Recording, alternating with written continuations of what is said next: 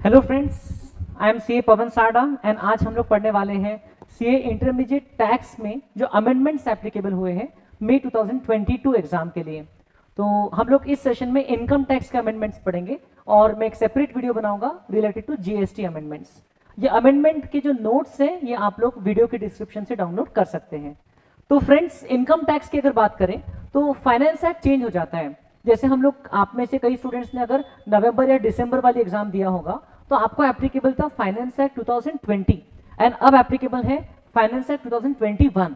That means assessment year 2022-23 this is the relevant assessment year for you. तो finance act 2021 के जरिए काफी सारे अमेंडमेंट्स हुए हैं इनकम टैक्स एक्ट में और वो आपको एप्लीकेबल हैं।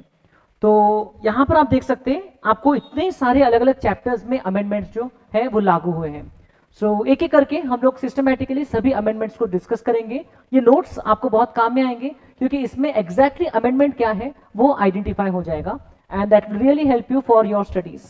सो फ्रेंड्स, पहला अमेंडमेंट जो है वो रेसिडेंशियल स्टेटस चैप्टर में हुआ है। हम लोग वहां पर बिजनेस कनेक्शन का जो कंसेप्ट है वो पढ़ते हैं। अब एक्चुअली ये अमेंडमेंट फाइनेंस एक्ट 2020 से ही हो गया था, लेकिन इफेक्टिव असेसमेंट ईयर 22-23 से हुआ है। Means for the first time it has been made applicable for this assessment year and therefore May 2022 की जो एग्जाम है उसमें ये अमेंडमेंट एप्लीकेबल रहेगा। तो कंसेप्ट है सिग्निफिकेंट इकोनॉमिक प्रेजेंस का। ये पहले भी आया था, बाद में लास्ट ईयर हटा दिया था, ये कंसेप्ट वापस आया है एंड इस बार जो उसकी स्पेसिफिक वर्डिंग्स है वो हम देखते हैं। तो जहां पर मैंने जैसे इसको ही कलर कर दिया है, मतलब कि ये पूरा का पूरा अमेंडमेंट जो है ये नया है, मतलब पूरा का पूरा प्रोविजन जो है वो नया है। तो फ्रेंड्स, जैसे कि आपको पता है कि हम लोग जब बिजनेस प्रोफेशन चैप्टर में बात करते हैं, जब हम लोग बात करते हैं बिजनेस कनेक्शन की, तो रेसिडेंशियल स्टेटस चैप्टर में, तो अगर किसी नॉन रेसिडेंट का इंडिया से बिजनेस कनेक्शन है एंड उस बिजनेस कनेक्शन से वो इंडिया के बाहर इनकम कमाता है तो वो इनकम इंडिया में टैक्सेबल होती है। अब बिजनेस कनेक्शन कब मानते हैं तो उससे रिलेटेड काफी सारी चीजें ऑलरेडी आप लोगों ने पढ़ा हुआ है। अब सिग्निफिकेंट इकोनॉमिक प्रेजेंस, अगर किसी नॉन रेसिडेंट एंटिटी का इंडिया में रहता है तो भी उसको बिजनेस कनेक्शन मानेंगे, ऐसा लिखा हुआ है। तो significant economic presence of a non resident in India shall constitute business connection in India. आपको लिखा है what does significant economic presence for this purpose mean, तो उसके बारे में लिखा है transaction in respect of any goods services और property carried out by a non resident with any person in India including provision of download of data or software in India, if the aggregate of payments arising from such transaction or transactions during the previous year exceeds rupees 2 crores।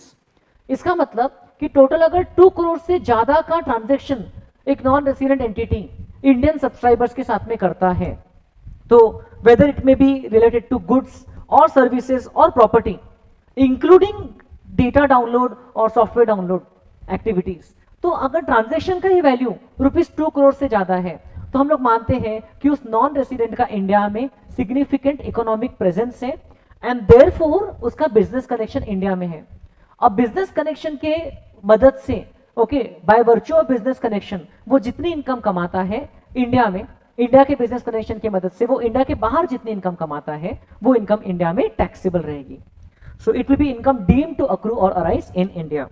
तो एक तो उसका element है 2 करोड़ से ज्यादा transaction value and दूसरा element है number of subscribers. दोनों में से कोई भी कंडीशन सेटिस्फाई हो जाए तो हम लोग उसका सिग्निफिकेंट इकोनॉमिक प्रेजेंस इंडिया में है ऐसा मानेंगे। तो आपको जैसे सेकंड पॉइंट में लिखा है systematic and continuous soliciting of business activities और engaging in interaction with number of users in India being at least 3 lakh. मतलब कि दो तरीके से एक एंटिटी, एक नॉन रेसिडेंट एंटिटी का इंडिया में सिग्निफिकेंट इकोनॉमिक प्रेजेंस हो सकता है। एक तरीका है कि ट्रांजैक्शन वैल्यू जो है, transaction value that is in aggregate more than ₹2 crore, transaction value 2 crore रुपए से ज्यादा है। एंड दूसरा होता है नंबर ऑफ यूजर्स जिसके साथ में इंटरैक्शन करता है ये non resident entity, this number of users is at least 3 lakh. At least मतलब कि 3 लाख के बराबर है या 3 लाख से ज्यादा है।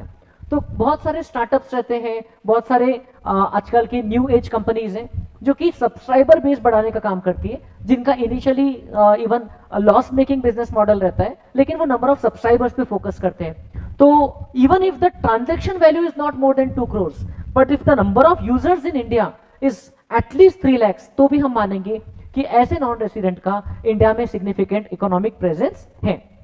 एंड आगे आपको लिखा हुआ है, transactions or activities shall constitute significant economic presence in India whether or not the agreement for such transactions or activities is entered in India। मतलब वो उसका अग्रीमेंट इंडिया में हुआ है या नहीं हुआ है, उससे कोई फर्क नहीं पड़ता है। The non resident has a residence और place of business in India. तो नॉन रेसिडेंट का इंडिया में कोई रेसिडेंस या ऑफिस होना चाहिए ऐसा बिल्कुल जरूरी नहीं है। इनफैक्ट टेक्नोलॉजी के माध्यम से कोई से यूएस में बैठी हुई कंपनी, यूएस में फॉर्म्ड कंपनी, जिनके पूरे एम्प्लॉयज भी यूएस में हैं, वो लोग वेब में कोई से सॉफ्टवेयर अवेलेबल करवा रहे हैं एंड इंडिया के यूजर्स उसको डाउनलोड करके यहाँ पर यूज करते हैं एंड उसमें 3 लाख से ज्यादा यूजर्स हो चुके हैं। So that is enough for making that a business connection through significant economic presence. तो ये चीजें मैटर नहीं करती है बेसिकली। तो ये जो लिखा है आप लोग इसमें मार्क कर सकते हैं that this does not matter, means वो पर्सन का इंडिया में ऑफिस है या नहीं है, वो पर्सन का अग्रीमेंट जो है इंडियन यूजर्स के साथ में इंडिया में हुआ है या नहीं हुआ है, या वो नॉन रेसिडेंट सर्विसेज इंडिया में आके देता है या नहीं देता है, that does not matter. Important thing is that the non resident has entered into transactions of at least या more than 2 crores, या तो फिर उनके नंबर ऑफ यूजर्स इंडिया में 3 lakhs है। तो यहां पर हम बोल सकते हैं these transactions are carried out by a non-resident with any person in India does not mean that the services have to be provided in India. Services may be provided over technology itself, using technology over the web services itself, or services may be provided even outside India, but transaction अगर India में enter हुई है, okay, carried out by non resident with any person in India, person अगर India में है तो फिर हम लोग मानेंगे कि सिग्निफिकेंट इकोनॉमिक प्रेजेंस है। Only so much of income as is attributable to the transactions और activities referred to in clause A और clause B shall be deemed to accrue और arise in India. So basically this is explanation number 2A inserted below the section 9(1), जहां पर we talk about the cases where incomes are deemed to accrue और arise in India. Business connection का जो concept है वहां पर ये explanation लिखी हुई है। सो सिर्फ वो ही इनकम को हम लोग इंडियन इनकम मानेंगे या इनकम टैक्सेबल करेंगे, deem to accrue in India मानेंगे, जो कि ये वाली ट्रांजेक्शन्स के थ्रू हो रही हैं। अब अगर कोई नॉन रेसिडेंट एंटिटी का मान लो कि पूरे वर्ल्ड में उनके ऑपरेशंस फैले हुए हैं, ओके, मान लो कोई मोबाइल ऐप बेस्ड कंपनी है, ओके, और वो कंपनी से for the sake of example China based company है, ओके, तो वो उसका ऐप पूरे दुनिया में काफी सारी कंट्रीज में लोग यूज करते हैं, इंडिया में भी 3 लाख से ज्यादा सब्सक्राइबर्स यूज करते हैं। तो इंडियन सब्सक्राइबर्स के थ्रू उनको जो रेवेन्यू मिलता है तो उतना पोर्शन उनका इंडिया में टैक्सेबल हो जाएगा। So only so much of income as is attributable to the transactions और activities referred to in this. तो मतलब जितना इंडियन ट्रांजेक्शंस के थ्रू या इंडियन यूजर्स के थ्रू हम लोग इनकम को एट्रीब्यूट कर सकते हैं, उतना ही इनकम इंडिया में टैक्सेबल रहेगा। सो ये कंसेप्ट है which is new, so it may be asked. Amendments आप लोगों को पता है इंपॉर्टेंट रहते हैं, एग्जाम में उस पे बेस्ड क्वेश्चंस भी पूछे जा सकते हैं। Then incomes exempt from tax में सेक्शन 1010D एक आप लोगों ने पढ़ा हुआ है, सॉरी सेक्शन 1010D नहीं, सेक्शन 1010 एनी सम इंक्लूडिंग, यहां पर सेक्शन नंबर आई थिंक गलत लिखा हुआ है, it should B section 1010D only. Yes, section 1010 तो ग्रेचुइटी वाला है, तो यहां पर सेक्शन 10 क्लॉज 10D, इसमें हम लोग बात करते हैं income related to income receive from life insurance policy, any amount such as maturity value या तो फिर बोनस, ओके, या तो सरेंडर वैल्यू या तो claim receive from life insurance policy is normally exempt, ये हम लोग ने पढ़ा है, एंड उसके 5 एक्सेप्शंस भी हम लोग ने देखे हुए हैं। बट अब पॉइंट नंबर F में एक न्यू एक्सेप्शन आ गया है, एक्सेप्शन टू एग्जेम्पशन, मतलब कि ये जो इनकम की बात हो रही है ये टैक्सेबल रहेगी। तो एक बार मैं आपको क्विकली बता देता हूं कि क्या क्या यहां पर एक्सेप्शंस हैं। एक मिनट, मैं आपको डायरेक्टली उसकी क्लास के नोट्स जो है वो ही बता देता हूं।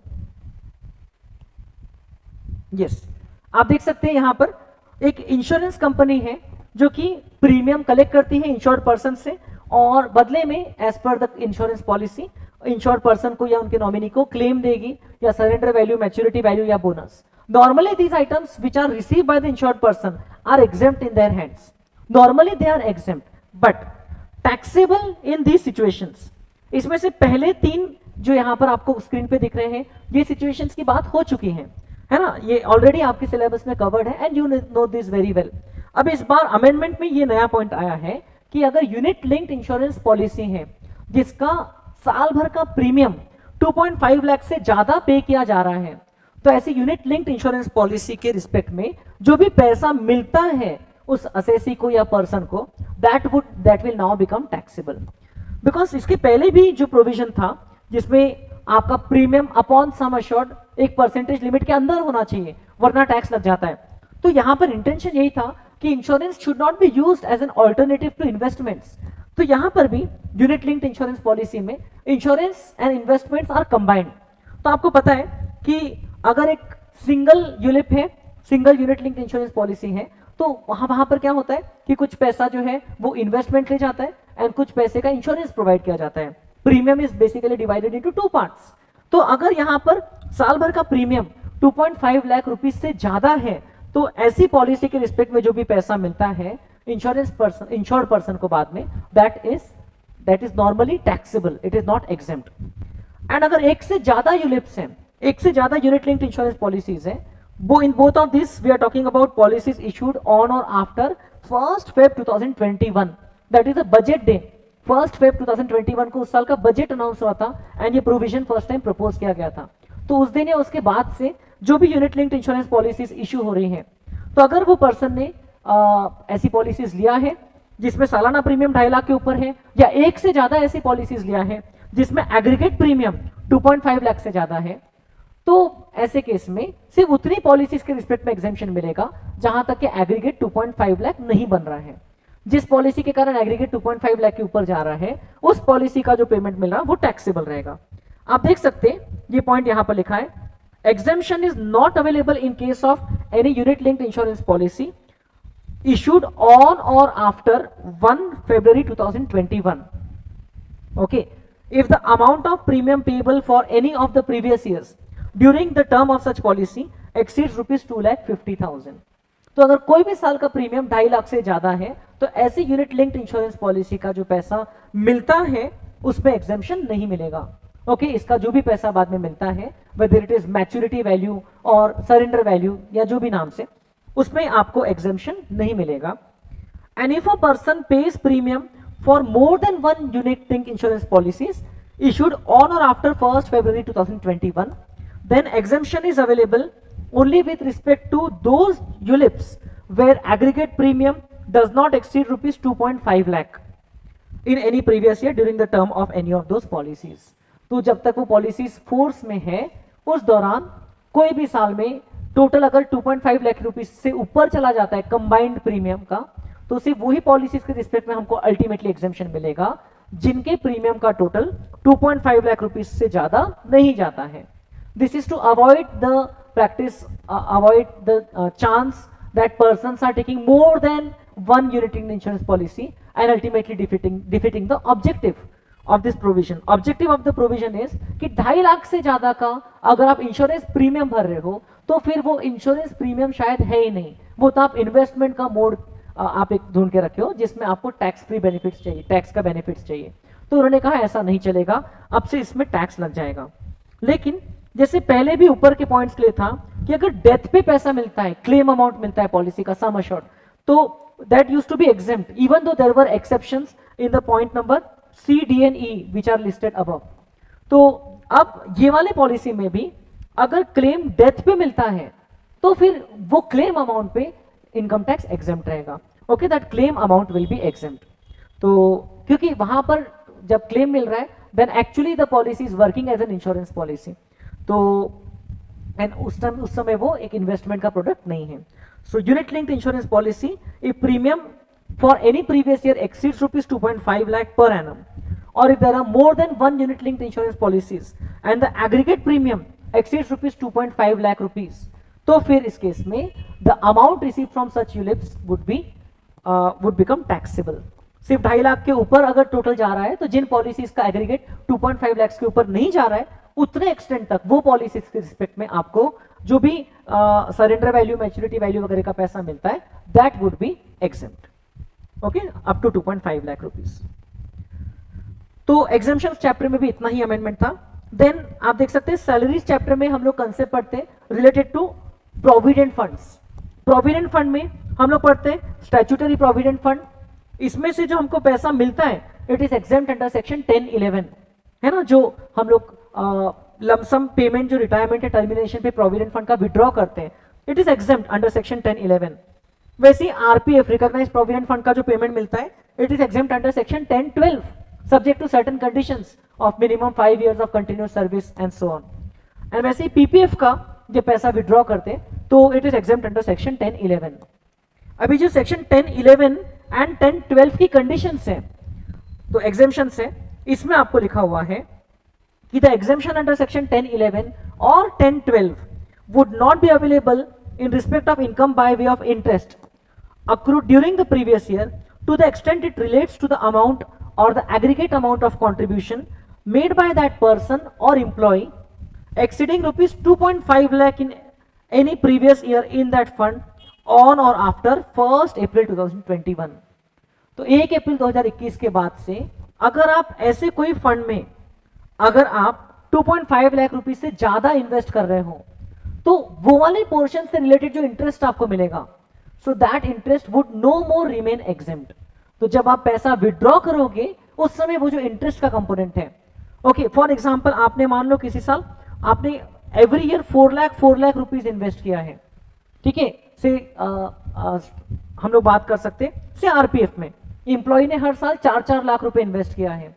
तो जब बाद में हर साल जैसे इंटरेस्ट अक्रू होता है, ठीक है, इंटरेस्ट उसमें क्रेडिट हो जाएगा, हर साल तो टैक्स नहीं लगता है अनलेस मतलब वो अगर 9.5% के अंदर है तो हर साल तो टैक्स नहीं लगता है आरपीएफ में इंटरेस्ट पे। लेकिन जब बाद में पैसा विड्रॉ किया जाता है उस समय आप कैलकुलेट करेंगे कि इंप्लॉय कंट्रीब्यूशन जिस साल 2.5 लाख के ऊपर हुई थी तो वो जो एक्सेस कंट्रीब्यूशन है उस पे जो इंटरेस्ट इनकम अर्न किया, तो 2.5 लाख रुपीस के ऊपर का जो इंटरेस्ट ये प्रिंसिपल कंट्रीब्यूशन है बाय द असेसी और द एम्प्लॉय 2.5 लाख रुपीस के ऊपर उस पे जो इंटरेस्ट का इनकम हुआ है that will B exempt, okay, sorry, that would now become taxable. The exemption would not be available in respect of such income, interest income earned on such higher investment above 2.5 lakhs. And आपको लिखा है if the contribution by such person or employee is in a fund in which there is no employer's contribution, अगर employer उसमें contribute नहीं कर रहा है और ऐसे फंड में सिर्फ अगर employee contribute कर रहा है तो फिर उन्होंने कहा then a higher limit of rupees 5 lakh would be applicable for such contribution. तो फिर 5 लाख रुपीस तक के कंट्रीब्यूशन दोगे उस पे जो इंटरेस्ट मिला वो एग्जेम्प्ट रहेगा। लेकिन 5 लाख के ऊपर अगर आपने एक्स्ट्रा कंट्रीब्यूट किया तो उसके अपवर्ड्स अमाउंट पे जो इंटरेस्ट इनकम हो रही है that would become taxable. And interest accrued in any previous year in that fund on और after 1/4/2021 would be exempt up to that limit. तो ये लिखा है। एंड फर्दर आपको लिखा है कि it may be noted that interest accrued on contribution to such funds up to 31 March 21। देखिए 2021 31 मार्च तक के आपने जो भी कंट्रीब्यूट किया है उस पे जो इंटरेस्ट अक्रू हुआ है ये आगे भी होते रहेगा, तो उसमें कोई प्रॉब्लम नहीं है, वो तो हमेशा एग्जेम्प्ट रहेगा, would be exempt without any limit even if the accrual of income is after that date. क्योंकि अब वो तो पैसा 31 मार्च 2021 के उस दिन या उसके पहले तक के डाल दिया है, तो वो वाले अमाउंट में कोई लिमिट नहीं है, उसमें जितना भी इंटरेस्ट आगे भी लाइफ टाइम तक अक्रू होते रहेगा that will be exempt. But 1 April 2021 या उसके बाद में कोई भी ईयर में अगर से 2021, 22 या और आगे के कोई भी साल में अगर पर ईयर 2.5 लाख से ज्यादा पीपीएफ में या तो फिर से आरपीएफ में अगर इंप्लॉय ने या एसपीएफ में कंट्रीब्यूशन किया है इंप्लॉय ने 2.5 लाख रुपए से ज्यादा, तो in that case the amount would become taxable. वैसे पीपीएफ में 1.5 लाख रुपए से ज्यादा कंट्रीब्यूशन करना अलाउड ही नहीं है as per the current rules, तो पीपीएफ तो आउट ऑफ क्वेश्चन हो गया। लेकिन statutory provident fund and recognise provident fund में इंप्लॉय ज्यादा पैसा डाल सकता है, तो अगर इंप्लॉयर पैसा नहीं डाल रहे सिर्फ इंप्लॉय पैसा डाल रहे तो फिर 5 लाख के ऊपर उसने जितना कंट्रीब्यूट किया उस पोर्शन पे जो इंटरेस्ट आगे अक्रू होते रहेगा that will be taxable whenever it is withdrawn. And अगर इंप्लॉयर पैसा डाल रहा है इंप्लॉय भी पैसा डाल रहा है, तो इंप्लॉय ने अगर 2.5 लाख रुपए से ज्यादा कंट्रीब्यूट किया तो उस पे जो इंटरेस्ट अक्रू होगा वो टैक्सेबल रहेगा. So this is given to you here that ये जो एग्जेम्पशन है now it is with a condition, a restriction कि 2.5 लाख रुपीस के ऊपर वाले कंट्रीब्यूशन के ऊपर में जो इंटरेस्ट अमाउंट है now onwards that will be no more exempt. But जितना कंट्रीब्यूशन 31 मार्च 2021 तक कर चुके हैं उस पे जो इंटरेस्ट मिल रहा है तो वो वाले पोर्शन पे जितना भी इंटरेस्ट आगे भी मिलते रहेगा that will be fully exempt. Yes, then there are some major amendments in the profits and gains of business or profession chapter and capital gains. ये दोनों चैप्टर में सबसे ज्यादा अमेंडमेंट्स है, आप देख सकते हैं. तो पीजीबीपी चैप्टर में क्या अमेंडमेंट है यहां पर आप देख सकते हैं कि एक तो उन्होंने ब्लॉक ऑफ असेट्स की डेफिनेशन में क्लियर कर दिया that intangible assets clearly does not include goodwill of a business और प्रोफेशन. गुडविल जो है वो हमेशा ही डिस्प्यूट में रहा है. कुछ हाई कोर्ट्स का डिसीजन रहता है कि गुडविल पे डेप्रिसिएशन मिलेगा, कोई हाई कोर्ट्स ने कहा है कि गुडविल पे डेप्रिसिएशन नहीं मिलेगा. तो अलग अलग उसमें सबके ओपिनियंस रहे इतने सालों से. तो अब उन्होंने क्लैरिफाई कर दिया है कि intangible assets, block of assets का जो डेफिनेशन है उसमें लिख दिया है इंटेंजिबल असेट्स इंक्लूड होते हैं being know how, patent, copyright, trademark, licences, franchisee और any other business or commercial rights of similar nature not being goodwill of a business or profession. तो इसको यहां से एक्सक्लूड करने का इफेक्ट ये हुआ कि now depreciation benefit would not be available on goodwill of business और प्रोफेशन. तो डेप्रिसिएशन इस पे नहीं मिलेगा. बाकी सब असेट्स पे टेंजिबल हो या इंटेंजिबल है, बाकी most of the assets which are following under the definition of block of assets tangible and intangible assets की कैटेगरी में फॉलो होते हैं, उस पर डेप्रिसिएशन मिलता है. बट अब गुडविल ऑफ बिजनेस प्रोफेशन पे depreciation from the assessment year 22-23 strictly मना हो चुका है. इसके पहले अगर गुडविल पे डेप्रिसिएशन ले चुके हैं तो उसका ट्रीटमेंट कैसे होगा वो भी हम लोग देख लेते हैं. अब यहां पर आपको लिखा है कि ये जो एक्चुअल कॉस्ट हम लोग ऐड करते हैं, ओके, इस साल जो हमने असेट्स परचेस किया उसका एक्चुअल कॉस्ट, तो उसमें गुडविल की कॉस्ट को ऐड नहीं किया जाएगा आगे से.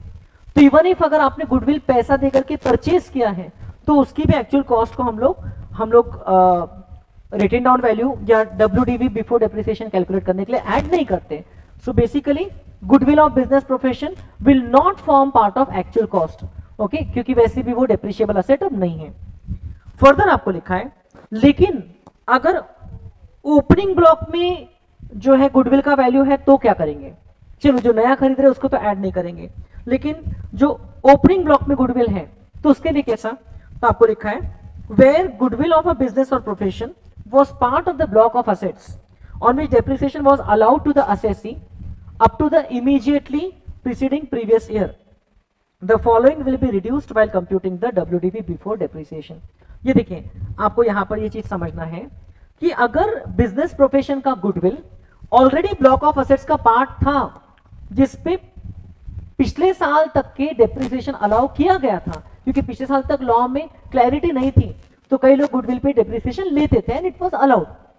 The following will be reduced while computing WDV before depreciation. तब यहां पर ये वाली WDV निकालने के पहले और भी कुछ रिड्यूस किया जाएगा. तो वो क्या रहेगा, it will be actual cost of the goodwill minus amount of depreciation that would have been allowable to the assessee for such goodwill if as if goodwill was the only asset in the block. However, such amount of reduction cannot exceed the WDV itself. तो देखिए अब यहां पर आप देख सकते हैं, आप जो ओपनिंग WDV लेकर के आ रहे हैं ये नेट वैल्यू रहती है, राइट. इनकम टैक्स में रिटन डाउन वैल्यू जिसकी हम लोग बात कर रहे हैं this is the net book value, okay, मतलब आफ्टर चार्जिंग द डेप्रिसिएशन. तो आपको अब आगे से गुडविल पे डेप्रिसिएशन नहीं चाहिए, लेकिन से it was a part of a certain block जिसमें गुडविल भी है एंड बाकी भी इंटेंजिबल असेट्स हैं एंड आप उस पर डेप्रिसिएशन लेते जा रहे हो. तो अब आपको क्या करना है, अब एक तो जो न्यू गुडविल परचेस करेंगे उस पे तो उसको तो आपको एक्चुअल कॉस्ट उसकी तो ऐड नहीं करना है, लेकिन सेकंड जो ओपनिंग ब्लॉक ओपनिंग WDV में जो गुडविल की नेट वैल्यू पड़ी है उतनी नेट वैल्यू आपको हटाना है. Now how will we calculate the net value of goodwill, क्योंकि इनकम टैक्स में तो एक बार ब्लॉक ऑफ असेट्स का मेथड फॉलो होता है तो हम लोग तो सेपरेटली ब्लॉक का वैल्यू कंसीडर करते हैं. ऐसे केस में हम लोग अलग से मतलब एक एक असेट वाइज तो मेंटेन नहीं करते रिकॉर्ड. तो क्या करना है ऐसे केस में, आपको उसकी इस वैल्यू के अंदर में गुडविल की जो वैल्यू है वो कैलकुलेट करना है। कैसे? By calculating actual cost of goodwill minus depreciation that would have been charge till date had goodwill been the only asset in the block. अगर गुडविल ब्लॉक का ओनली असेट रहता था तो उस पर डेप्रिसिएशन कितना चार्ज होता था। फॉर एग्जाम्पल, अगर गुडविल मान लो 2017-18 से आपके ब्लॉक में है, ठीक है, उसके अलावा बाकी भी असेट्स हैं, ओके, और आपने 17-18 में गुडविल की भी वैल्यू को आपने ब्लॉक में ऐड कर दिया था। से गुडविल की वैल्यू थी ₹1 लाख जिसको आपने ब्लॉक में ऐड किया था। Now if it is the only asset in the block, तो उस पे 17-18 ऑनवर्ड्स डेप्रिसिएशन कैसे चार्ज होता था? तो डेप्रिसिएशन फॉर 17-18 अज्यूमिंग कि put to use for more than 180 days, तो उस पर 25% से आप डेप्रिसिएशन लेते थे इंटेंजिबल एसेट्स के रेट से, तो ये माइनस हो जाता था यहाँ पर 25,000। फिर आपको मिलता था as if goodwill is the only asset in the block, goodwill का WDV होता था एज ऑन 1/4/2018 75,000। फिर 18-19 का उसमें से डेप्रिसिएशन माइनस करते थे, 75,000 का 25% as if it is the only asset in the block, तो ये जो अमाउंट होता था। फिर आपको 1/4/2019 का वैल्यू मिलता था। फिर WDV में से आप 2019-20 का डेप्रिसिएशन माइनस करते थे, तो assuming it is the only asset, and then similarly 2020-21 का डेप्रिसिएशन। तो ये 4 साल में गुडविल का जितना डेप्रिसिएशन आप WDV मेथड से माइनस करके एक वैल्यू पे अराइव करते थे, वो वैल्यू हम लोग 1 अप्रैल 21 के जो ब्लॉक के WDV उसमें से माइनस कर देंगे। तो इसका मतलब इफेक्टिवली हम लोग ने गुडविल की उसमें जो वैल्यू छुपी हुई है उसको हटा दिया।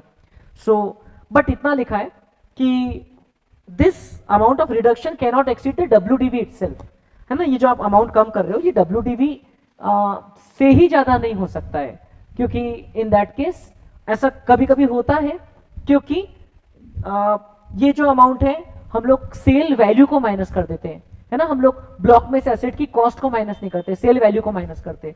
तो हो सकता है आपने कोई और इंटेंजिबल एसेट को सेल कर दिया, सेल वैल्यू ज्यादा थी उसको माइनस किया, तो ब्लॉक की वैल्यू वैसे ही काफी कम हो चुकी है, तो फिर बात अलग है, ओके। तो फिर उसको 0 कर देंगे, लेकिन उससे ज्यादा रिडक्शन नहीं लेंगे। तो यहां पर ये जो WDV है which includes may be other assets as well, इसमें से गुडविल का जितना वैल्यू आया है, गुडविल का जितना नेट वैल्यू है वो हमको कैलकुलेट करके यहां से माइनस कर देना है। एंड गुडविल का नेट वैल्यू कैसे कैलकुलेट करेंगे? तो take the cost of goodwill and assuming that goodwill was the only asset in the block, आप उस पर कितना कितना डेप्रिसिएशन हर साल चार्ज करते थे उतना हटाते हुए आप 1 अप्रैल 2021 के लेवल पर आप गुडविल का वैल्यू आज क्या होता था उतना निकाल लो और उतना आप यहां पर माइनस कर दो before you actually apply depreciation. तो WDV बिफोर डेप्रिसिएशन में से वो वाला अमाउंट भी माइनस हो जाएगा। देन यहां पर आप देख सकते हैं जो सेक्शन 36(1)(5)(a) हम लोग पढ़ते थे, जिसमें क्लियरली लिखा हुआ है कि जो इंप्लॉई कॉन्ट्रीब्यूशन होता है, employees contribution towards any fund, okay, like recognise provident fund, okay, या तो फिर ESI, है ना, एम्प्लॉय स्टेट इंश्योरेंस कॉर्पोरेशन को जो पेमेंट करते हैं, इस टाइप के जो स्टैट्यूटरी फंड्स होते हैं जहां पर एम्प्लॉय कंट्रीब्यूशन भी लिया जाता है एंड एम्प्लॉयर खुद भी कंट्रीब्यूशन डालता है। तो ऐसे केस में आपको पता है कि एम्प्लॉय कंट्रीब्यूशन एम्प्लॉयर जब सैलरी में से डिडक्ट करता है तो first it is assumed as the income of the employer, right, and then जब एम्प्लॉयर उसको पे कर देता है within the due date of the respective fund, तो एम्प्लॉयर को उसका डिडक्शन मिलता है। अगर एम्प्लॉयर इसका पेमेंट करने में डिले कर देता है तो फिर एम्प्लॉयर को इसका डिडक्शन मिलता ही नहीं है। Section 36(1)(5)(a) is very clear about that कि आपको डिडक्शन तभी मिलेगा when the sum is credited by the employer to the employee's account in the relevant fund on or before the due date। अब उन्होंने clarify किया है कि यहां पर फंड की ड्यू डेट ही एप्लीकेबल रहेगी, okay. Provisions of section 43B जो कि नीचे आपको लिखा है कि आप रिटर्न फाइलिंग की ड्यू डेट तक की पेमेंट कर सकते हो, तो वो वाले प्रोविजन इंप्लॉय कंट्रीब्यूशन पे अप्लाई नहीं करेंगे, वो प्रोविजन एम्प्लॉयर कंट्रीब्यूशन के लिए है। तो they have written it very clearly that for the removal of doubts it is hereby clarified that the provisions of section 43B shall not apply and shall be deemed never to have been applied for the purposes of determining the due date under this clause। तो ये clause में जो due date है वो है due date of the respective fund and not the due date of employer's contribution, okay, or rather not the due date of return of income. क्योंकि section 43B में आपको टैक्स है, cess, then कुछ interest के payments है, then employ का bonus है, commission है, तो वैसे ये भी वहां पर आइटम है सेक्शन 43B में, employer's contribution to provident fund और ग्रेचुइटी फंड और सुपर एन्यूएशन फंड और any other employer welfare fund, employee welfare fund. तो यहां पर सेक्शन 43B क्या बोलता है कि आपको डिडक्शन उसी साल मिलेगा जिस साल में आप पेमेंट करते हो। Section 43B is little less strict as compare to section 3615A. 3615A is applicable on employee contribution, whereas 43B is applicable on employer contribution. तो they have clarified कि जब हम employer contribution की बात कर रहे हैं तो हम लोग रिटर्न ऑफ इनकम की ड्यू डेट तक की वेट कर लेंगे, तब तक कि अगर एम्प्लॉयर ने अपना कॉन्ट्रीब्यूशन जमा कर दिया तो एम्प्लॉयर को उसका डिडक्शन मिल जाएगा। लेकिन अगर एम्प्लॉय कॉन्ट्रीब्यूशन की बात कर रहे हैं तो फिर हम लोग रिटर्न ऑफ इनकम की ड्यू डेट तक वेट नहीं करेंगे, तो फिर आपको फंड की ड्यू डेट तक जमा करना पड़ेगा, तो ही आपको डिडक्शन मिलेगा। और उन्होंने यहां पर भी एक्सप्लेनेशन इंसर्ट करके क्लैरिफाई कर दिया। For the removal of doubts it is here bye clarified that the provisions of this section shall not apply and shall be deemed to have never applied to a sum received by the assessee from any of his employees, to which the provisions of section 224(10) applies. Employee contribution पे section 43B apply नहीं होता है, ये सिर्फ employer contribution पे होता है। तो इनकम टैक्स रिटर्न का जो ड्यू डेट है तब तक के अगर आपने एम्प्लॉयर कॉन्ट्रीब्यूशन पे कर दिया तो आपको डिडक्शन मिल जाता है, लेकिन एम्प्लॉय कॉन्ट्रीब्यूशन में अगर आपने फंड की ड्यू डेट से ज्यादा डिले कर दिया तो फिर आपको उसका डिडक्शन कभी नहीं मिलता है। So this is a simple clarification that they have inserted here. Then section 43CA, which talks about taking the stamp duty value of land and building, okay, as the full value of consideration. तो यहाँ पर एक छोटा सा amendment है, आपको याद होगा पिछले साल का अमेंडमेंट ये 105% से चेंज होकर के 110% हो गया था कि भाई अगर स्टैम्प ड्यूटी वैल्यू कंसिडरेशन के 110% से भी ज्यादा है, ओके, अगर कोई असेसी लैंड या बिल्डिंग का डीलर है, ओके, मतलब बिजनेस करता है, एंड असेसी ने लैंड या बिल्डिंग जो है वो आगे सेल किया है, एंड उसकी जो स्टैम्प ड्यूटी वैल्यू है it is more than 110% of the consideration, actual consideration तो जो ले रहा है उसके 110% से भी ज्यादा स्टैम्प ड्यूटी वैल्यू है, तो ऐसे केस में stamp duty value is deemed to be the consideration as per section 43CA। अब उन्होंने एक स्पेशल केस में इसको 110 की जगह 120 बनाया है। ये कौन सा केस है? तो it is in the case of transfer of a residential unit subject to certain conditions. तो the transfer of residential unit takes place during the period between 12th November 2020 to 30 June 2021।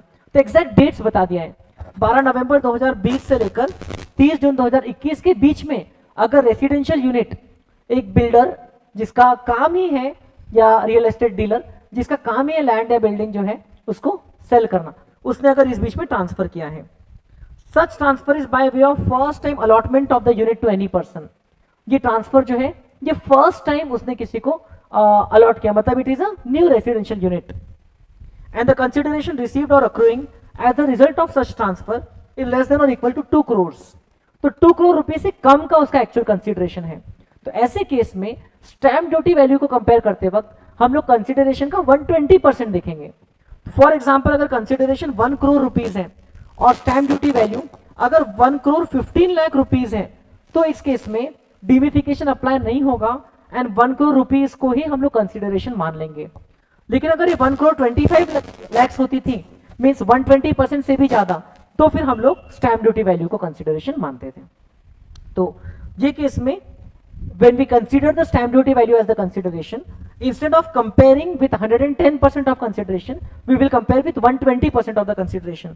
and इससे क्या होता है effect कि ये जो first time residential unit के buyers हैं इनको भी अननेसेसरी प्रॉब्लम नहीं जाएगा ये पीरियड में, एंड जो सेलर्स हैं जहां पर जेन्युइनली हो सकता है कि स्टैम्प ड्यूटी वैल्यू 20% ज्यादा है एंड उनका एक्चुअल जो सेल प्राइस है वो कम है, तो in that case this deemification shall not apply up to 120% of the consideration।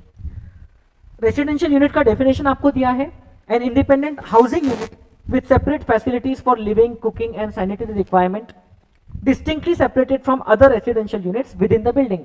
Means separate कोई फ्लैट है वैसा, which is directly accessible from an outer door और through an interior door in a shared hallway and not by walking through the living space of another house hold. तो एक independent residential unit की value 2 crore rupees से अगर ज्यादा नहीं है, transaction value मतलब उसका कंसिडरेशन, एंड अगर 12 नवंबर 2020 से लेकर के 30 जून 2021 के बीच में ही ट्रांसफर हुआ है, एंड ये ट्रांसफर फर्स्ट टाइम अलॉटमेंट के जरिए हुआ है, तो यहां पर we are talking of a case when transferor के लिए तो वो बिजनेस एसेट है, स्टॉक है, लेकिन जो रेसिपिएंट है उसके लिए जी शायद बिजनेस एसेट नहीं है। ओके, रेसिपिएंट तो वो रहने के लिए खरीद रहा है, तो इन दैट केस ये जो रेसिडेंशियल यूनिट है यहां पर 120% से हम लोग कंपेयर करेंगे while considering section 43CA। And अब इसी पॉइंट से संबंधित एक अमेंडमेंट अदर सोर्सेज चैप्टर में भी आया है, तो वो भी मैं आपको साथ साथ में बता देता हूं। देखिए, अदर सोर्सेज का जो अमेंडमेंट है आपके अमेंडमेंट नोट्स पे पेज नंबर 19 पे आपको मिलेगा, वहां पर भी वही लिखा है।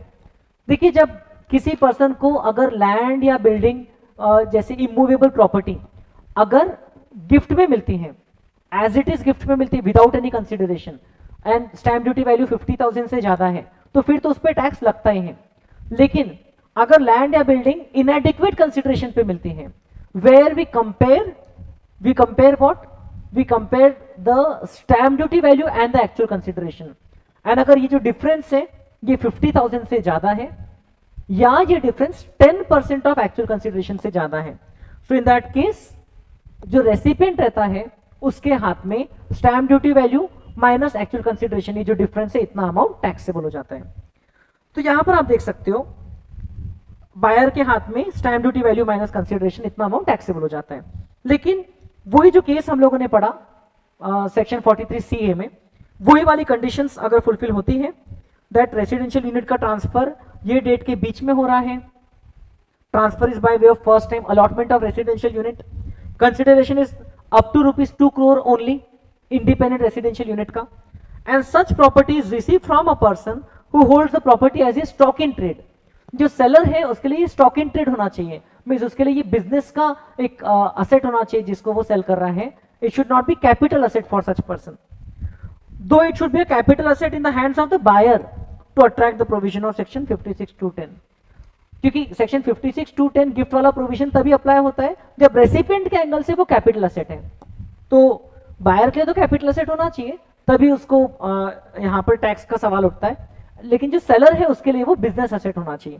तो ऐसे केस में again rather than comparing with 10% of consideration, we will compare with 20% of consideration. For example, अगर से एक बिल्डर है जिसने एक पूरी फ्लैट स्कीम बनाई है एंड वो 12 नवंबर से लेकर के 30 जून 2021 के बीच में, 12 नवंबर 2020 से 30 जून 2021 के बीच में अगर कोई फ्लैट किसी बायर को ट्रांसफर करता है, ओके, फ्लैट का एक्चुअल कंसिडरेशन जो है वो है मान लो 1 करोड़ रुपीज, लेकिन उसका स्टैम्प ड्यूटी वैल्यू जो है as on the relevant date stamp duty value है 1 करोड़ 15 लाख रुपीज। मतलब ये 10% से तो ज्यादा है, लेकिन क्योंकि ये हमारे रिस्पेक्टिव कंडीशंस को सेटिस्फाई करता है तो हम देखेंगे क्या ये 20% से ज्यादा है या नहीं, तो 20% से ज्यादा नहीं है, इसीलिए बायर के हाथ में वो जो एक्स्ट्रा 15 लाख है stamp duty value minus consideration, उतने अमाउंट पे टैक्स नहीं लगेगा, उसको इनकम फ्रॉम अदर सोर्सेज नहीं मानेंगे। वही अगर 1 करोड़ का फ्लैट, 1 करोड़ कंसिडरेशन वाले फ्लैट का stamp duty value 1 crore 22 lakh होती थी मान लो, तो वो जो एक्स्ट्रा 22 लाख है उस पे बायर को लग जाएगा इनकम फ्रॉम अदर सोर्सेज के रूप में टैक्स। ओके, इसमें उसकी इनकम को 22 लाख को कंसीडर कर लेंगे। चलिए वापस आ जाते हैं हम लोग ये वाले पार्ट पे। यस, सेक्शन 44AB, इसमें भी एक छोटा सा अमेंडमेंट है। आपको याद होगा तो लास्ट ईयर एक अमेंडमेंट आया था। देखिए, normally tax audit is applicable if the turnover exceeds ₹1 crore normally, लेकिन लास्ट ईयर एक अमेंडमेंट आया था कि अगर aggregate cash receipts in the relevant previous year is less than 5% of total receipts including receipts for sales, turnover, gross receipts etcetera, अगर cash receipts 5% से कम है टोटल रिसीट्स के, एंड अगर कैश पेमेंट भी टोटल पेमेंट के 5% से कम है, तो इन दैट केस जो threshold limit for tax audit है, instead of 1 crore it became 5 crore in the last year. अब उन्होंने असेसमेंट ईयर 22-23 से क्या बोला कि instead of 5 crore now it will become 10 crore. मतलब कि जो पर्सन का टर्नओवर मान लो 10 करोड़ के अंदर है एंड उसका aggregate cash receipts total receipts का सिर्फ 5% या उससे कम है, राइट, एंड 5% भी नहीं, 5% से कम होना चाहिए, एंड उसका एग्रीगेट कैश पेमेंट भी 5% से कम है टोटल पेमेंट्स का, सो इन दैट केस वो पर्सन को टैक्स ऑडिट एप्लीकेबल नहीं रहेगा। उन्होंने बोला है कि for the purpose of this clause the payment और receipt by a cheque drawn on a bank और by a bank draft which is not account पेइंग, अगर चेक या बैंक ड्राफ्ट अकाउंट पेइंग नहीं है, उससे अगर पेमेंट या रिसीट की जा रही है, so it shall be deemed to be the payment और रिसीट इन कैश, उसको कैश ट्रांजैक्शन मानेंगे, तो वो 5% के लिमिट के अंदर उसकी भी काउंटिंग हो जाएगी।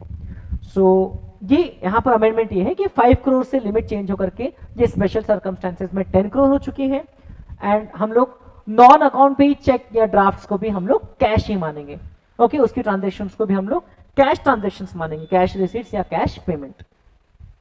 देन सेक्शन 44A जो है with respect to profession, okay, presumptive taxation in respect of professional, तो स्पेसिफाइड प्रोफेशन, तो यहां पर पहले से कोई भी रेसिडेंट असेसी के लिए ये प्रोविजन अवेलेबल था। अब उन्होंने क्लैरिफाई किया है that it should be this provision is available only to an individual और a partnership firm who is carrying out the specified profession, but other than LLP limited liability partnership को ये वाला section available नहीं रहेगा।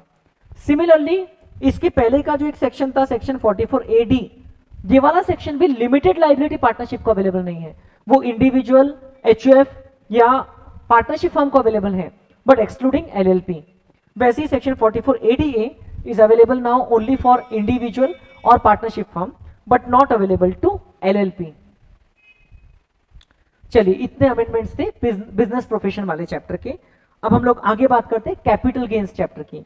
तो एक चीज तो चलो आपको याद रह जाएगा, आप क्वेश्चंस की जब प्रैक्टिस करेंगे तो आपको ध्यान रखना है, वैसे एग्जाम में दिया रहता है, cost inflation index for the financial year 21-22 has been notified to be 317। आप लोगों ने पिछले एग्जाम तक की जो तैयारी किया था तो उसमें शायद आपने 301 कंसीडर किया था, तो ये 317 रहेगा फॉर 21-22। अब कैपिटल असेट की डेफिनेशन में उन्होंने वो यूनिट लिंक्ड इंश्योरेंस पॉलिसी को इंक्लूड कर लिया है। कैपिटल असेट का जो मीनिंग है ना, ये पूरी डेफिनेशन है कैपिटल असेट की यहां तक के, तो उसके अंदर में ये अमेंडमेंट है, they have included the unit linked insurance policy issued on or after 1st Feb 2021 to which exemption under section 1010D does not apply on account of annual premium exceeding rupees 2,50,000 during any of the previous years or aggregate of premium exceeding 2,50,000 in respect of more than one ULIPs, ठीक है, issued on or after 1st February 2021।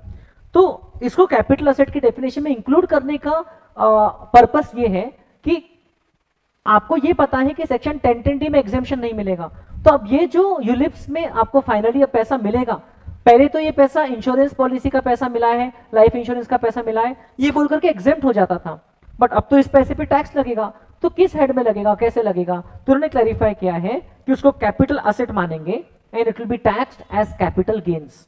Okay, जो ULIPs में हमको ऐसे ULIPs जिसमें हमने 2.5 lakh rupees per annum से ज्यादा का प्रीमियम पे करके रखा है, या एक से ज्यादा यूलिप्स जहां पर aggregate premium exceeds 2.5 lakh rupees, तो उसकी इनकम कैसे कैलकुलेट करते हैं, तो वो भी आपको दिया हुआ है। आप पेज नंबर 15 अमेंडमेंट नोट्स का देख सकते हैं, इसमें लिखा हुआ है कि where any person receives at any time during any previous year any amount under ULIP issued on or after 1st Feb 2021 to which exemption under section 1010D does not apply। ये एक नया सबसेक्शन है जो section 45 में insert हुआ है, does not apply on account of where the exemption does not apply because the premium is exceeding 2.5 lakh or for a single policy or 2.5 lakh per annum, ठीक है, for more than one policies। ठीक है, aggregate amount of premium exceeding 2,50,000 in a previous year for more than one ULIPs. In a case where the premium is payable by a person for more than one ULIP. ऐसे case में any profits or gains arising from receipt of such amount by such person shall be chargeable to income tax under the head capital gains. तो ये जो profit या इसका gain है उसको capital gain head में टैक्स करेंगे. And it shall be deemed to be the income of such person for the previous year in which such amount was received. तो जिस साल में पैसा मिलेगा उस साल की इसको इनकम मानेंगे. And the income will be calculated in such manner as may be prescribed. तो एग्जैक्ट मैनर क्या है कैलकुलेशन करने का, ये आपके सिलेबस के नोटिफाइड नहीं है. तो इनकम टैक्स के रूल्स में भी इसका तरीका प्रिस्क्राइब हो चुका है, लेकिन as far as I have seen ICI material तो ये अभी आपके सिलेबस में नहीं है. इनकेस आपके सिलेबस में ये मेथड ऑफ कंप्यूटेशन पे एप्लीकेबल रहता है तो मैं सेपरेटली इसका भी वीडियो बना करके आपको एक्सप्लेन कर दूंगा. सो अब यूलिप के जो रिसीट्स है 2.5 लाख रुपीज से एक्सीडिंग प्रीमियम जिस यूलिप में है उसकी जो रिसीट्स है, now onwards it will no more be exempt, it will be taxable. Such ULIPs will be considered as capital assets and इनके जो रिसीट्स है दे विल बी टैक्सेबल. इस पे जो गेन होता है that gain will be taxable as capital gains. Then आप देख सकते हैं यहां पर लॉन्ग टर्म कैपिटल असेट का जो डेफिनेशन वाला हम बोल सकते हैं क्लॉज था, वो क्लॉज नंबर चेंज हुआ है सिर्फ, क्योंकि वहां पर एक नई डेफिनेशन इंसर्ट हुई है. तो सेक्शन 229A था, ओके, पुराना क्लॉज नंबर, अब क्लॉज नंबर हो गया 29AA. ओके, सिर्फ क्लॉज नंबर चेंज हुआ है क्योंकि 29A में लाइबिलिटी टू पे टैक्स ऐसी कोई डेफिनेशन जो है वो इंसर्ट हुई है. So this is just mere renumbering of the clause number. वैसे भी इतना इंपॉर्टेंट नहीं रहता है, एक एक डेफिनेशन वाले सेक्शन में एक एक क्लॉज का नंबर याद रखना. देन ये भी जो अमेंडमेंट है नेक्स्ट आप देख रहे हैं स्क्रीन पर, डीमर्जर. डीमर्जर की डेफिनेशन में एक एक्सप्लेनेशन नंबर 6 इंसर्ट हुई है. आपको पता है कि डीमर्जर की स्कीम में अगर डीमर्ज्ड कंपनी रिजल्टिंग कंपनी को असेट्स ट्रांसफर करती है तो ऐसे टाइम पे रिजल्टिंग कंपनी को या इवन डीमर्ज्ड कंपनी को कैपिटल गेन्स नहीं लगता, उसको ट्रांसफर नहीं मानते. तो यहां पर उन्होंने क्लैरिफाई किया है एक्सप्लेनेशन के थ्रू कि रिकंस्ट्रक्शन और splitting up of a public sector company into separate companies shall be deemed to be a demerger. Okay, public sector company अगर सेपरेट कंपनीज में स्प्लिट अप होती हैं या रिकंस्ट्रक्ट होती हैं तो उसको डीमर्जर मानेंगे. इफ सच रिकंस्ट्रक्शन और splitting up has been made to transfer any asset of the demerged company to the resulting company. तो अगर demerged company के assets resulting company को ट्रांसफर करने के लिए ऐसा splitting up या reconstruction किया, and the resulting company is a public sector company on the appointed day indicated in such scheme as may be approved by the central government or any other body authorized under Companies Act 1956 or any other law for the time being in force governing such public sector companies and fulfill such other conditions as may be notified by the government. तो basically अगर एक public sector company का reconstruction या splitting up होता है into 2 और मोर companies, तो in that केस जो रिजल्टिंग कंपनीज आ रही हैं उनके उस ट्रांजैक्शन को भी डीमर्जर मानेंगे अगर रिजल्टिंग कंपनी भी एक पब्लिक सेक्टर कंपनी होती है as on the appointed date. Okay, वो जो स्कीम में जो अपॉइंटेड डेट इंडिकेट की है उस दिन अगर वो पब्लिक सेक्टर कंपनी रहती है तो ठीक है, तो फिर डिमर्ज्ड कंपनी को उस पे कैपिटल गेन्स टैक्स इफेक्टिवली नहीं लगेगा. Is this very important from your exam point of view? I don't think so, but फिर भी एक बार देख लेने में कोई हरकत नहीं क्योंकि अमेंडमेंट है. देन जो आपका स्लम सेल वाला प्रोविजन था सेक्शन 50B, उसमें आप देख सकते हैं एक छोटा सा यहां पर अमेंडमेंट हुआ है. Slump sale earlier used to mean transfer of one or more undertakings as a result of sale for a lump sum consideration. अब उन्होंने बोला है कि नहीं, जरूरी नहीं है कि कोई अंडरटेकिंग का ट्रांसफर सेल के ही जरिए हो. Transfer is a broader term than sale. Transfer में extinguishment of rights, relinquishment, transfer में कंपल्सरी एक्विजिशन, ओके, एक्सचेंज, बहुत सारी चीजें आ जाती हैं. तो उन्होंने बोला है ट्रांसफर ऑफ वन और more undertakings by any means. So now it does not necessarily mean transfer by result of sale. Now it includes transfer by any means.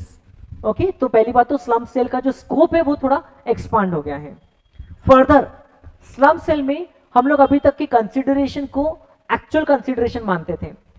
अब उन्होंने बोला है consideration shall be the fair market value of the capital assets as on the date of transfer calculated in the prescribe manner. Okay, it shall be deemed to be the full value of consideration received और accruing as a result of such transfer. तो अभी तक के हम लोग actual consideration को consideration मानते थे, अब कंसिडरेशन के डीमिफिकेशन की लिस्ट में ये वाला डीमिफिकेशन भी एक ऐड हो गया है. तो आप इसको भी नोट कर सकते हैं that fair market value of the capital assets as on the date of transfer. Such fair market value अभी कैसे कैलकुलेट करेंगे उसको प्रिस्क्राइब किया जाएगा रूल्स में, calculated in the prescribe manner. तो वो जो फेयर मार्केट वैल्यू है that will be deemed to be the consideration. Okay, consideration means now the fair market value. And आपको फर्दर लिखा है जब हम लोग कॉस्ट ऑफ एक्विजिशन निकालते हैं उसके लिए नेटवर्थ क्या होता है, नेटवर्थ को हम लोग कॉस्ट ऑफ एक्विजिशन मान लेते हैं. और ये नेटवर्थ क्या होता है, it is assets minus liabilities. तो उसमें जो टोटल असेट्स की हम लोग वैल्यू निकालते हैं तो उसमें लिखा था आपको पहले ही कि डेप्रिशिएबल असेट्स की WDV ले लेते हैं, जो सेक्शन 35 AD में जिस असेट का डिडक्शन मिल चुका है कैपिटल असेट्स उसका नील ले लेते हैं, है ना, इन्वेस्टमेंट लिंक जो डिडक्शन मिल चुका है. एंड बाकी सब असेट्स का बुक वैल्यू लेते हैं, असेट्स की वैल्यू जब लेना है. अब उन्होंने इस बार क्लियर किया है कि अगर गुडविल ऑफ अ बिजनेस और प्रोफेशन है which has not been acquired by the assessee by purchase from a previous owner, मतलब अगर सेल्फ जनरेटेड गुडविल है तो ऐसे गुडविल की कॉस्ट कितनी मानना, ऐसे गुडविल का आप असेट की वैल्यू कितनी मानना, तो उन्होंने कहा है कि उसको निल ले लेंगे. ओके, तो सेल्फ जनरेटेड गुडविल की कॉस्ट जो है उसको निल मान लेंगे with effect from finance act 2021 assessment year 22-23. ठीक है, तो ये आप ध्यान रख सकते हैं. स्लम सेल में ये 2-3 अमेंडमेंट्स आ चुके हैं. So I think there are very good chances कि स्लम सेल के ऊपर में आपको कोई क्वेश्चन आ जाए एग्जाम में. देन यूनिट लिंक यूलिप वाला पॉइंट हो गया है. Then next point page number 16 पे, जैसे कि आपको पता है कि अब गुडविल ऑफ बिजनेस प्रोफेशन पे डेप्रिसिएशन मिलना बंद हो जाएगा. Okay, with effect from 21-22 previous year. तो आपको यहां पर क्या लिखा है, जब हम लोग डेप्रिशिएबल असेट्स का कॉस्ट ऑफ एक्विजिशन निकालते हैं उसमें लिखा है in case where goodwill of a business or profession forms part of a block of asset for assessment year 2021 and depreciation thereon has been obtained by the assessee under the act, the WDV of that block of asset and short term capital gain if any would be determined in the prescribed manner. तो अगर पिछले assessment year का, पिछले 2021 assessment year में goodwill आपके block of assets में था and आपने उसमें डेप्रिसिएशन लिया है, तो ऐसे केस में जो WDV है या शॉर्ट टर्म कैपिटल गेन है ऐसे ब्लॉक का, it will be determined in the prescribe manner. क्योंकि अब उसको एक्सक्लूड करना होगा तो कैसे किया जाएगा, तो वो रूल्स में दिया रहेगा डिटेल में. इन केस उसका कंप्यूटेशन, उसका तरीका आपके सिलेबस में एप्लीकेबल होता है, which will be clarified through the RTPs और the supplementary material of ICAI, तो फिर वो मैं आपको अलग से बता दूंगा. वरना सिर्फ आप इतना ध्यान रख सकते हो कि ऐसे स्पेशल केस में कंप्यूटेशन का तरीका जो है वो बता दिया जाएगा. ओके, वो रूल्स में बता दिया जाएगा. देन सेक्शन 55 में आपको पता है सेक्शन 55 2A जो है, it talks about certain assets which are generally self generated, okay, such as goodwill of a business और प्रोफेशन और अ ट्रेडमार्क और a brand name associated with the business और प्रोफेशन. ये पूरे असेट्स के respect में ये जो पर्टिकुलर क्लॉज है, clause A of section 55 subsection 2, तो ये उन्होंने पूरा रिवैम्प किया है, पूरा नया वहां पर इंसर्ट किया है. और उन्होंने लिखा है गुडविल ऑफ अ बिजनेस और प्रोफेशन और अ ट्रेडमार्क और brand name associated with a business और प्रोफेशन और a right to manufacture, produce और प्रोसेस एनी आर्टिकल और थिंग और right to carry on any business और profession, tenancy rights, state carriage permits और loom hours. ये assets के बारे में पहले भी हम लोग डिस्कस करते थे. उसके कॉस्ट की कैलकुलेशन का तरीका बताया है कि अगर आपने वो परचेस किया है तो फिर उसका एक्चुअल जो परचेस प्राइस पे किया है वो उसका कॉस्ट माना जाएगा. एंड अगर प्रीवियस ओनर से एक्वायर किया है, okay, under such modes that previous owner को समय ट्रांसफर नहीं लगा, सेक्शन 49(1) में जो केसेस कवर्ड है, सच एज गिफ्ट, ओके, जिसमें आपको टैक्स नहीं लग रहा है, या तो फिर अंडर इनहेरिटेंस, तो और प्रीवियस ओनर ने परचेस किया था तो फिर cost of acquisition will be the cost to the previous owner अगर उसने पे किया था. एंड अगर प्रीवियस ओनर ने सेल्फ जनरेट किया है तो कॉस्ट ऑफ एक्विजिशन निल रहेगा. एंड अगर आपने खुद सेल्फ जनरेट किया है ये वाले असेट्स तो आपका कॉस्ट ऑफ एक्विजिशन निल रहेगा. आगे लिखा है however in cases A and be above, in case of goodwill of a business और प्रोफेशन, गुडविल के लिए देखो क्या खास बात आ गई है, इन respect of which depreciation under section 32(1) means अगर इस पे आप गुडविल पे डेप्रिसिएशन ले चुके हो in any previous year before 2021, 2020-21 के पहले डेप्रिसिएशन ले चुके, then the cost of acquisition of such goodwill would be the amount of purchase price for such previous owner as reduced by the total amount of depreciation.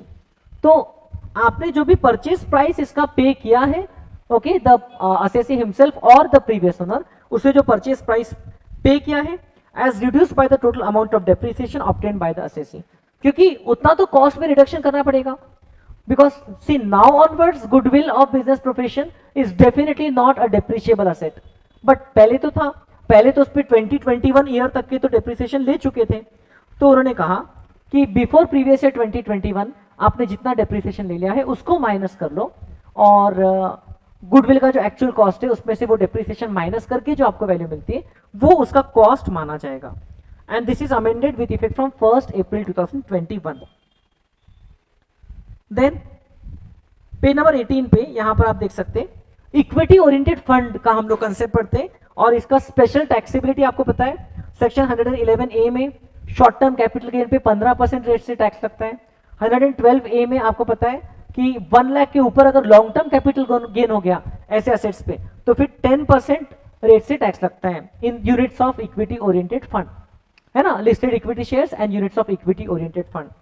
तो जो equity oriented fund की definition है उसमें उन्होंने इस साल से ULIPs को भी इंसर्ट कर दिया है।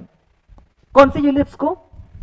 Under a scheme of an insurance company comprising ULIPs, equity oriented fund means a fund set up under a scheme of a mutual fund or under a scheme of an insurance company comprising ULIPs issued on or after 1 Feb 2021 to which exemption under section 1010D does not apply on account of premium exceeding 2.5 lakh rupees per annum for a single policy or aggregate premium for multiple policies exceeding rupees 2.5 lakh rupees।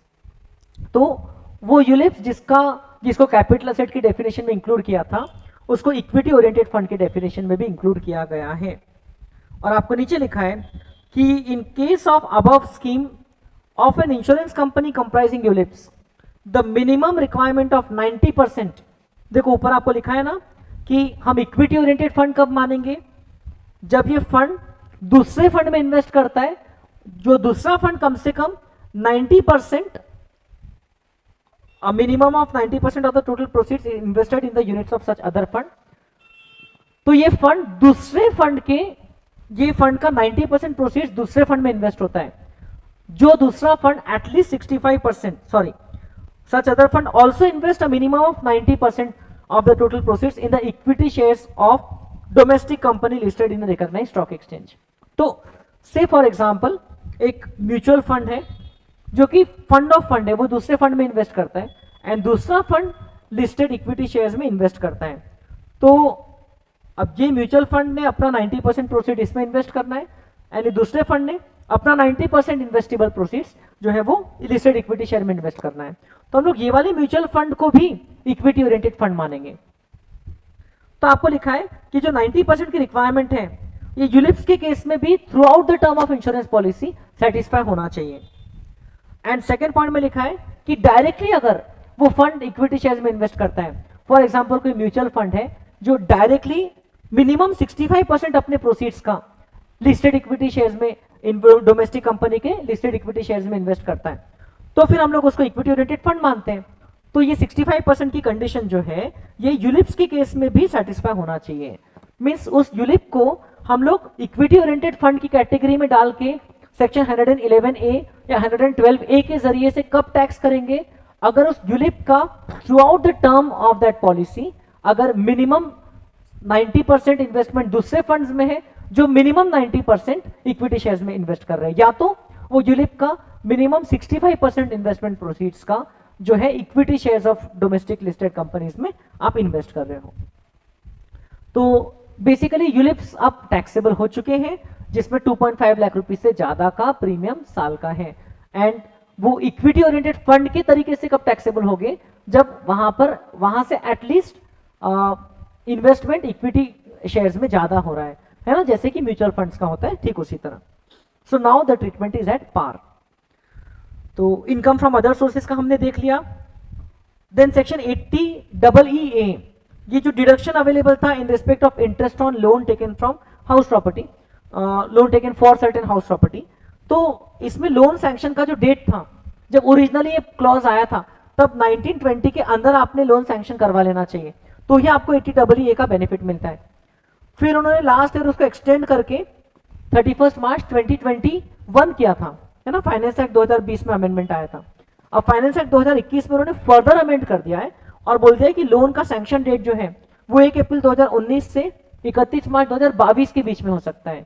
Means अगर आपका 45 lakh rupees के अंदर का stamp duty value का property है, जो आपके लिए फर्स्ट प्रॉपर्टी है, जो आप न्यू प्रॉपर्टी खरीद रहे हो, इसके पहले आप कोई और प्रॉपर्टी ओन नहीं करते हो, रेसिडेंशियल हाउस प्रॉपर्टी, तो फिर आपको 1,50,000 रुपीज तक का एडिशनल डिडक्शन 80EE में मिलता है.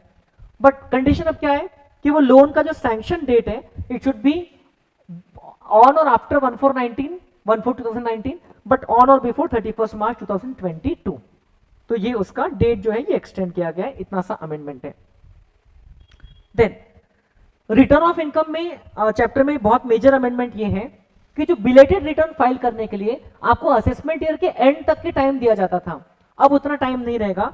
अब 3 months prior to the end of the relevant assessment year. Means now the due date for filing the return of income, say for assessment year 22-23, the due date will be, belated return की बात कर रहा हूं मैं, will be 31st December 2022 or completion of assessment whichever is earlier. पहले ये due date 31 मार्च 2023 होती थी बिलेटेड रिटर्न के लिए या इवन रिवाइज रिटर्न के लिए.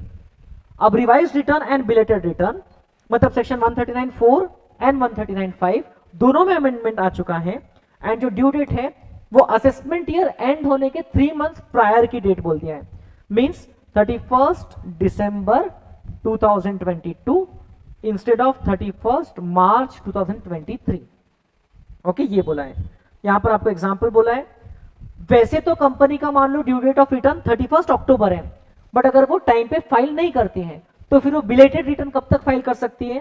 Till 31 December. Earlier this date was 31 March, मतलब 3 महीने एक्स्ट्रा मिलते थे.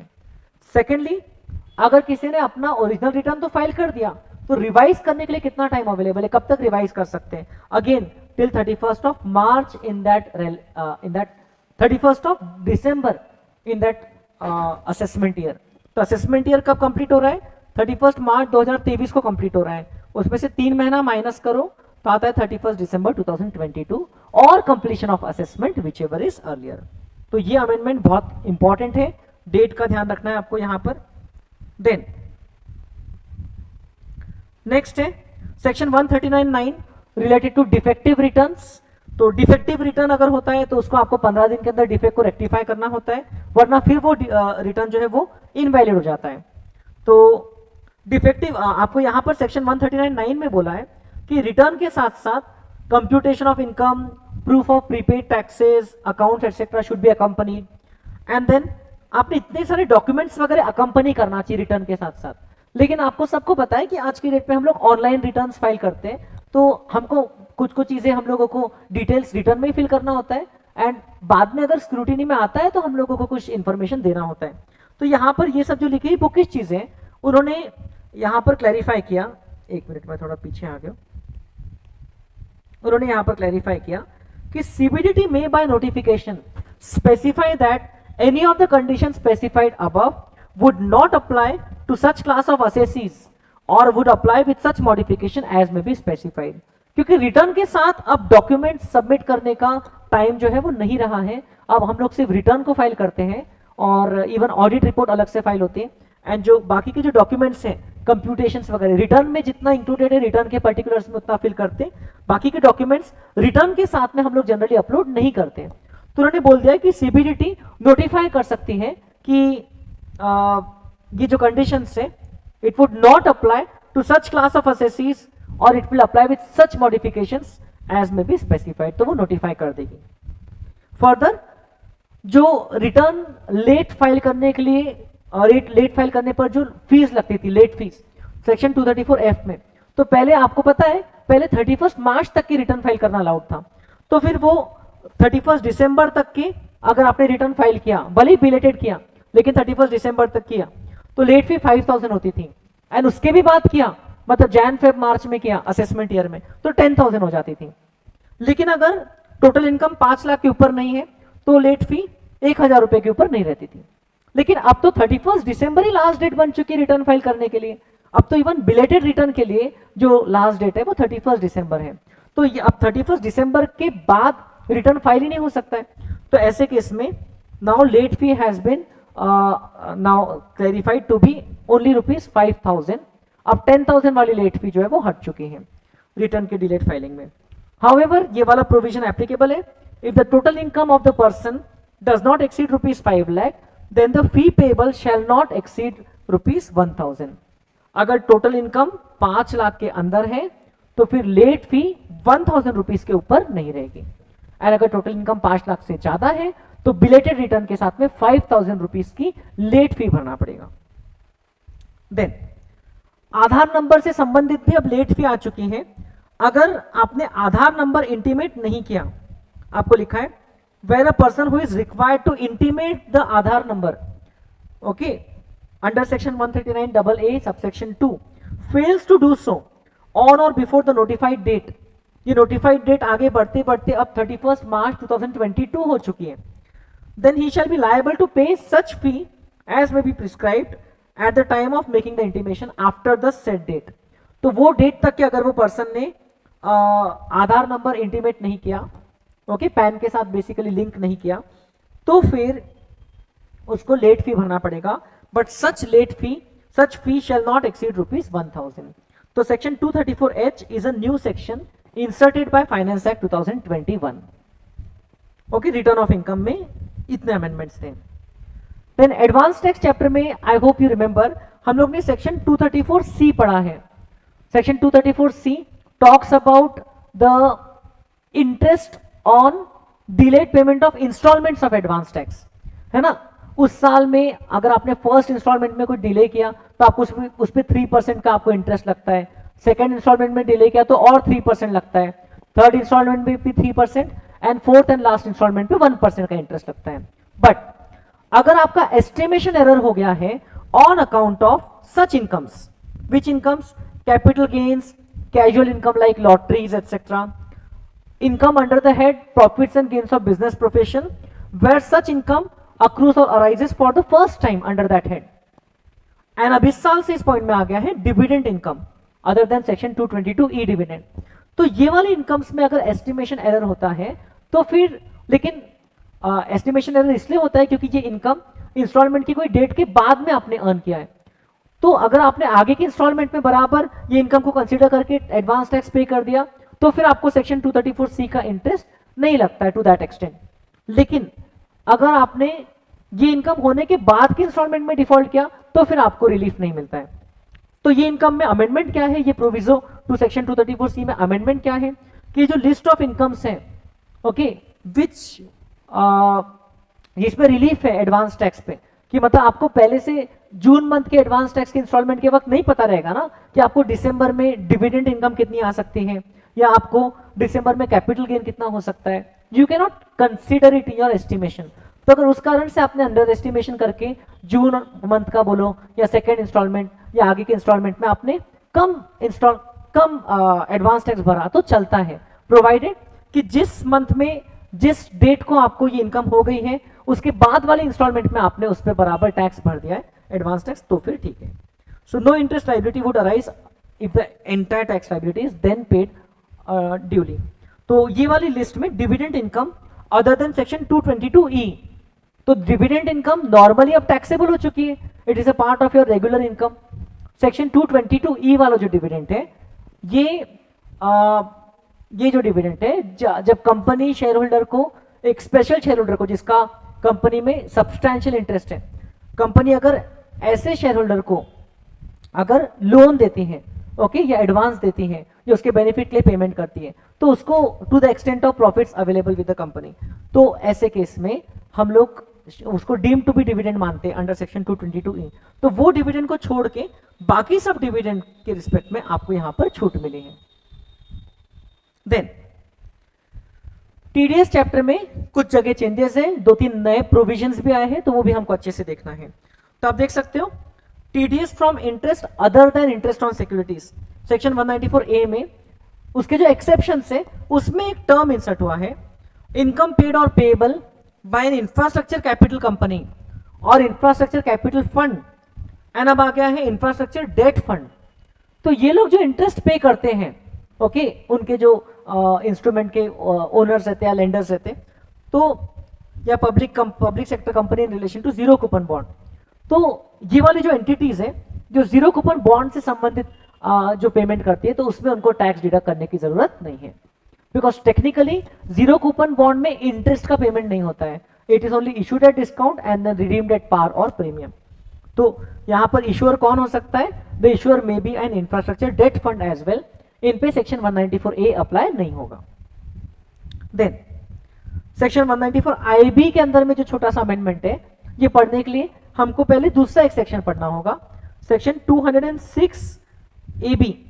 ये देखिए, मैं आपको ये वाला सेक्शन पहले बता देता हूं, स्पेशल प्रोविजन देख लीजिए। पहले तो आपको ये पता है कि सेक्शन 206AA है, जिसमें बोला गया है कि अगर पे जो होता है, अगर वो पैन अपना फर्निश नहीं करता है, डिडक्टी अगर अपना पैन फर्निश नहीं करता है, तो उस पर जो टीडीएस का रेट अप्लाई हो जाता है, deductor in that case has to deduct tax at the rate of at the higher of rate specified in the provisions or 20%, है ना। फॉर एग्जांपल, वैसे तो सेक्शन 194C का टीडीएस रेट 1% है, 2% है, लेकिन अगर डिडक्टी ने आपको पैन नहीं दिया तो आप उसका 20% जैसे टीडीएस काटते हो। तो सेक्शन 194O एंड एक नया सेक्शन आया 194Q, इसमें उन्होंने हायर रेट 20% की जगह कितना रखा है? 5%। सेक्शन 194Q हम लोग अभी देखते हैं थोड़ी सी देर में। इसके अलावा और भी कॉन्सिक्वेंसेस होते हैं पैन नहीं फर्निश करने के।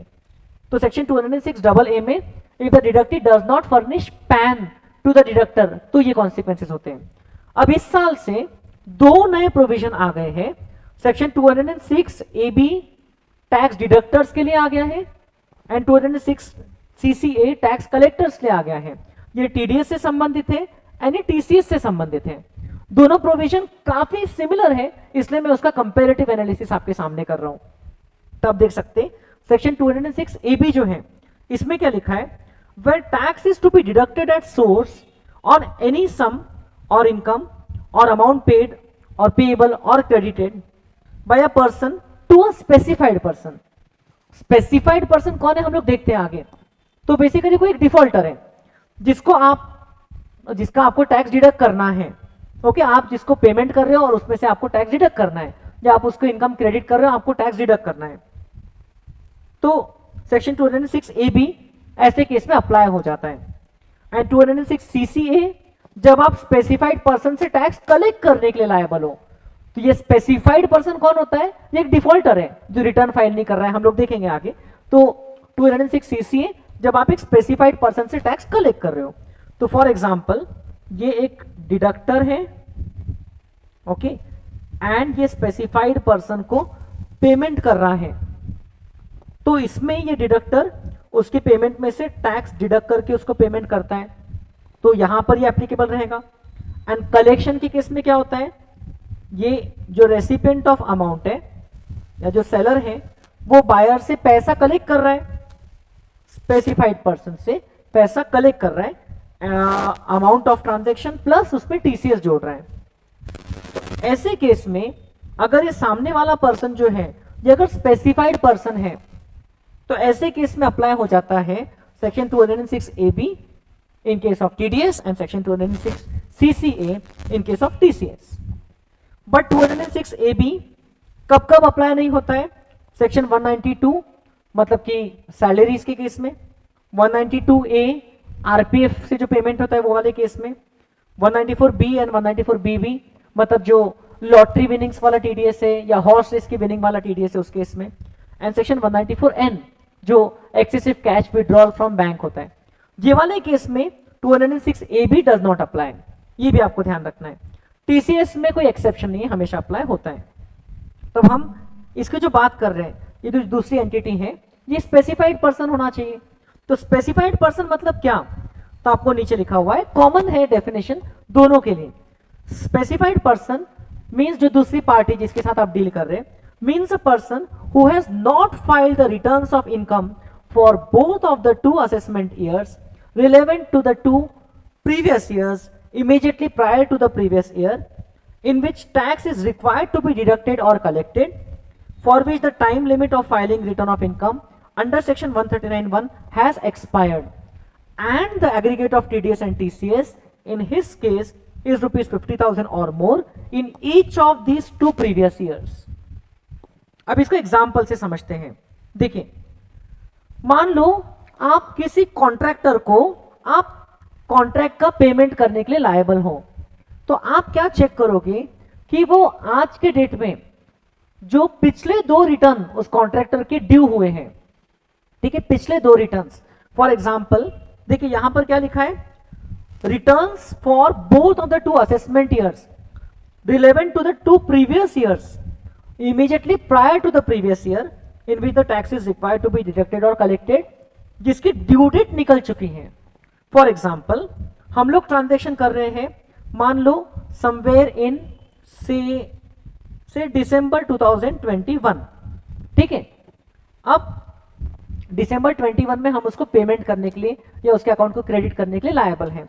तो हमें क्या चेक करना है कि पिछले 2 साल जिसके रिटर्न फाइलिंग की ड्यू डेट निकल चुकी हैं, क्या वो ड्यू डेट्स, ओके, अभी ignore the actual change of due dates जो कि कोविड के सिनेरियो में गवर्नमेंट ने किया। मान लो बुकिश के हिसाब से चलते हैं जो आपको एक्ट में ड्यू डेट्स दी है, मान लो कि 31 जुलाई ड्यू डेट थी, ओके, वो कॉन्ट्रैक्टर की रिटर्न फाइलिंग की, तो उसने 31 जुलाई 2021 की डेट निकल चुकी है। तो आपको देखना है कि क्या उसने प्रीवियस ईयर 2021 एंड उसके पहले वाले साल प्रीवियस ईयर 1920 का रिटर्न फर्निश किया है या नहीं किया है।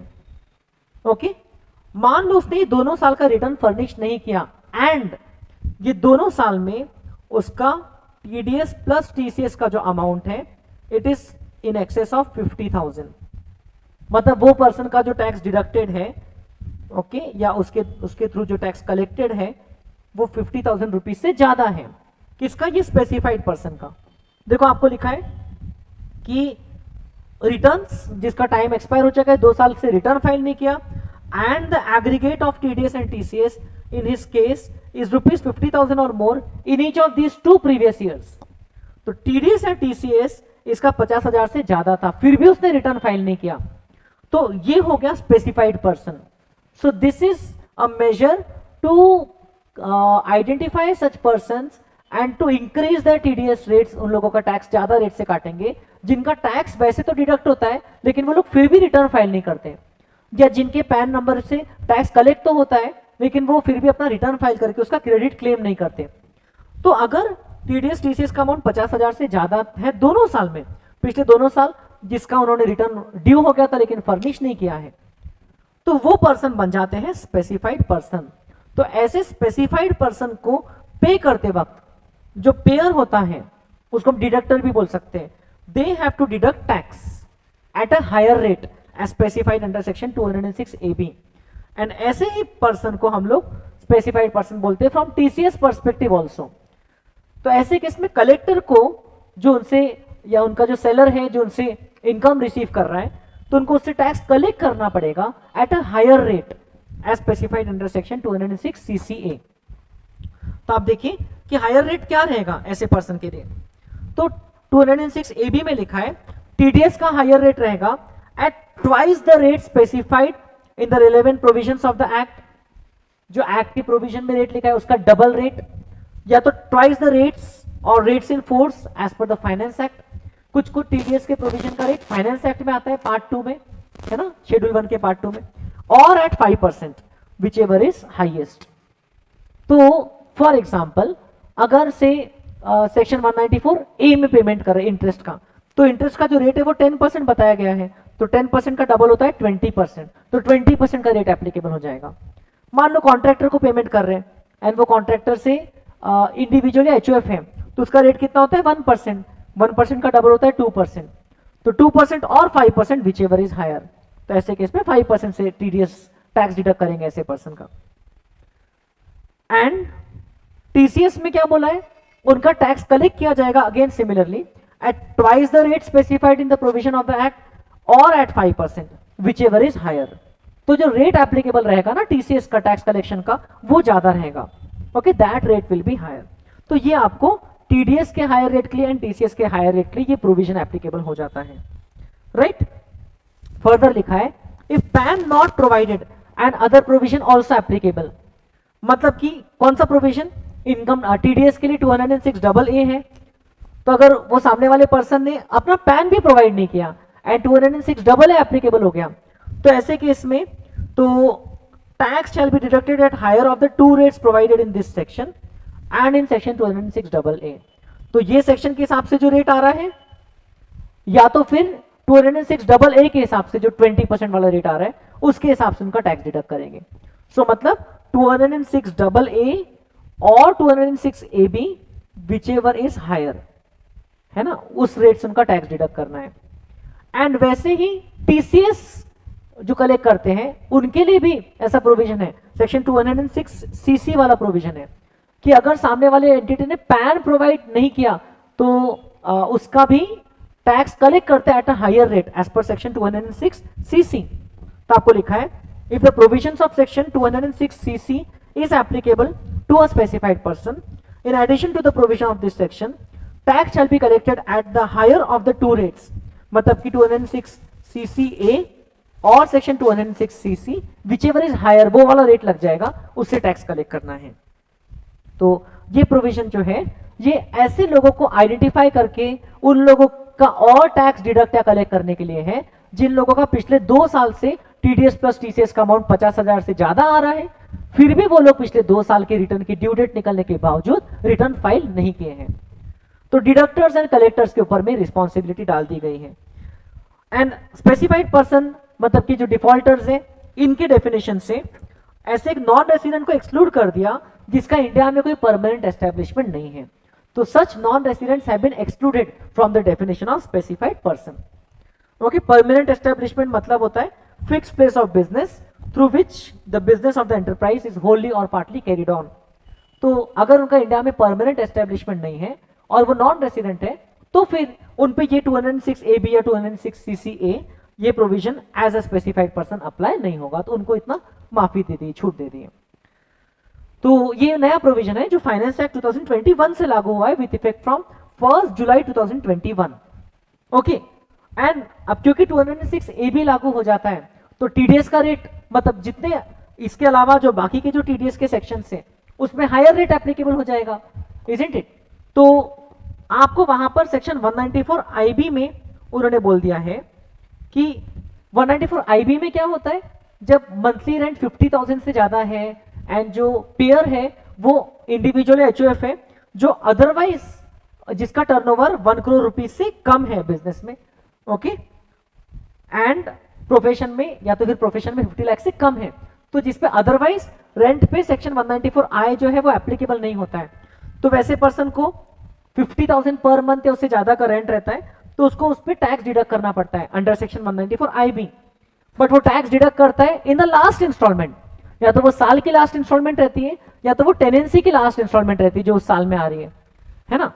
तो उस केस में नॉर्मली रेट ऑफ टीडीएस क्या है 5%, बट अगर 206AA या AB अप्लाई हो गया, देखिए 206AA अप्लाई हो गया तो 20% का रेट हो जाएगा, 206AB अप्लाई हो गया तो 5 का डबल कितना होता है 10% का रेट अप्लाई हो जाएगा। और इसके कारण अगर उसका जो टीडीएस आता है वो rent for the last installment से ज्यादा आ जाता है। फॉर एग्जाम्पल वो पर्सन मान लो अप्रैल से लेकर के मार्च हर महीने 1 लाख रुपीस का रेंट पे कर रहा था, ओके, चलो अप्रैल से मार्च नहीं, हम लोग सिंपल मानते हैं जनवरी से उसने एक प्रीमाइसेस रेंट पे लिया है एंड जनवरी से मार्च 1 लाख इंटू 3 टोटल कितना पेमेंट है, टोटल 3 लाख का पेमेंट है। ओके, लास्ट मंथ की इंस्टॉलमेंट है 1 लाख की, तो ये पर्सन को टैक्स वैसे कितना डिडक्ट करना चाहिए? तो टैक्स डिडक्ट करना चाहिए लास्ट मंथ में 3 लाख का 5%, ओके, जो कि होता है 15,000, जो कि लास्ट इंस्टॉलमेंट में से डिडक्ट हो जाएगा। लेकिन अगर हायर रेट एप्लीकेबल हो जाता है तो वो क्या करेगा? 3 लाख का 20% डिडक्ट करेगा, और 3 लाख का 20% कितना होता है? ये हो जाता है 60,000। तो इतना अमाउंट वो लास्ट इंस्टॉलमेंट से डिडक्ट करेगा, कर सकता है, क्योंकि अभी इंस्टॉलमेंट के अमाउंट से कम आ रहा है टीडीएस। ओके, और अगर 206 ए भी अप्लाई होता है तो ये रेट कितना हो जाता है? 10%। 3 लाख का 10% होता है 30,000। 30,000 वो लास्ट 1 लाख के इंस्टॉलमेंट में से डिडक्ट कर लेगा। तो यहां पर कोई प्रॉब्लम नहीं है, क्योंकि जो टीडीएस का अमाउंट आ रहा है वो लास्ट रेंट से कम है। लेकिन मान लो अगर 12 महीने तक के आपने रेंट भरा है तो टोटल आपका रेंट हो गया है 12 लाख। तो 12 लाख का 5% अगर आपको टैक्स डिडक्ट करना पड़ रहा है तो फिर तो ठीक है, तो फिर 60,000 होता है। 60,000 का टैक्स आप लास्ट इंस्टॉलमेंट में से डिडक्ट कर सकते हो। लेकिन अगर सेक्शन 206 ए भी लागू हो गया तो 10% हो जाता है रेट ऑफ टीडीएस। तो फिर आपको 12 लाख का 10% मतलब कि कितना हो जाता है? 1,20,000 का टैक्स डिडक्ट करने की ऑब्लिगेशन आ जाती है लास्ट मंथ में, जबकि लास्ट मंथ का रेंट का अमाउंट ही 1 लाख है।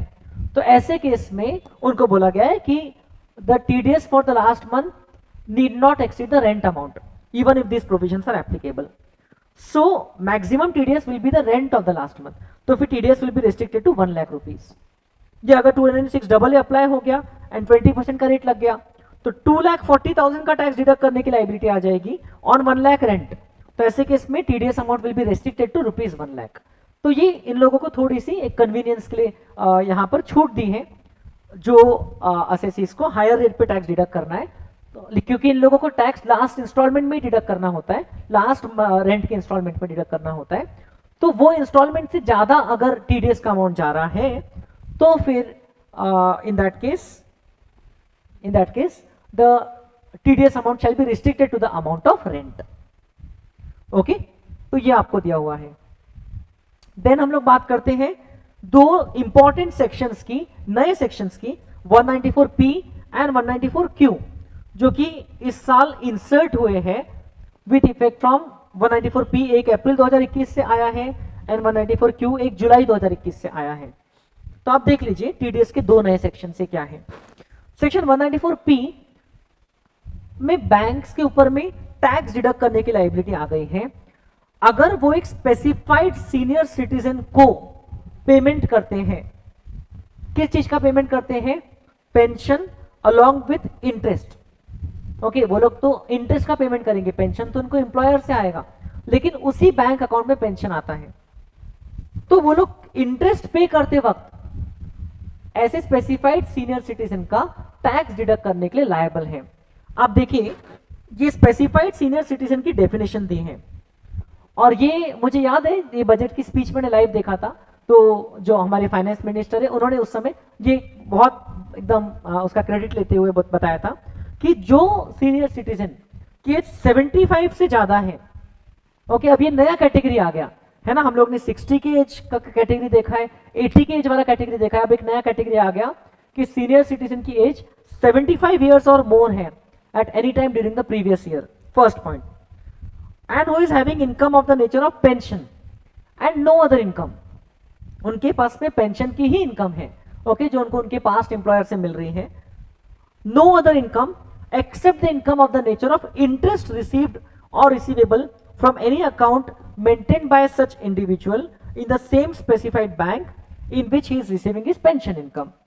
तो से कोई वेरी सीनियर पर्सन है, 75 इयर्स मिनिमम उनकी एज है ड्यूरिंग द प्रीवियस ईयर, उनके एम्प्लॉयर से उनको कुछ मंथली पेंशन मिलती है एक बैंक अकाउंट में, और उसी बैंक में उनके पास में वो जो बैंक में उनका अकाउंट है, उसी बैंक में से उनके पास दूसरा भी कोई अकाउंट है या वही अकाउंट है जिसमें उनको इंटरेस्ट भी मिलता है। It can be saving account interest or it can be FD interest, fixed deposit interest.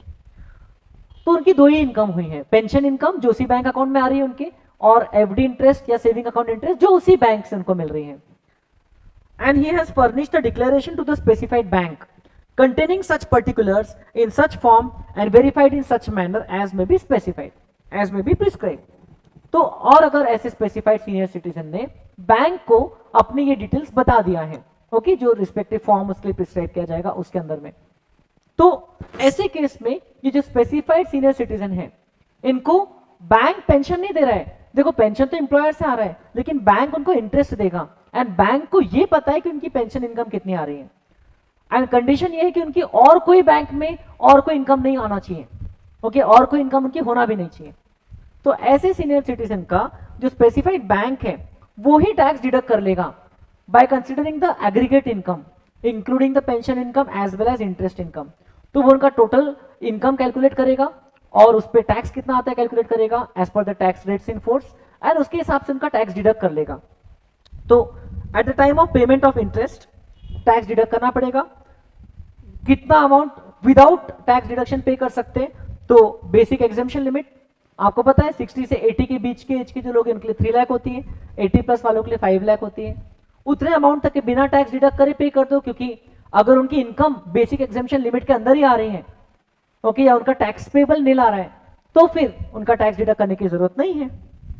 अब उनका टैक्स किस रेट से करेंगे, तो specified bank shall after giving effect to the deduction allowed under chapter 6A, जिसमें हो सकता है सेक्शन 80 TTB का डिडक्शन मिल जाए इंटरेस्ट ऑन फिक्स डिपॉजिट का, या rebate allowed under section 87A, okay, ये रिबेट आपको पता है ना 12,500 रुपए तक का रिबेट मिल जाता है अगर टोटल इनकम 5 लाख से ज्यादा नहीं है। तो such bank will then compute the total income of such specified senior citizen for the relevant assessment year and deduct income tax on such total income on the basis of rates in force।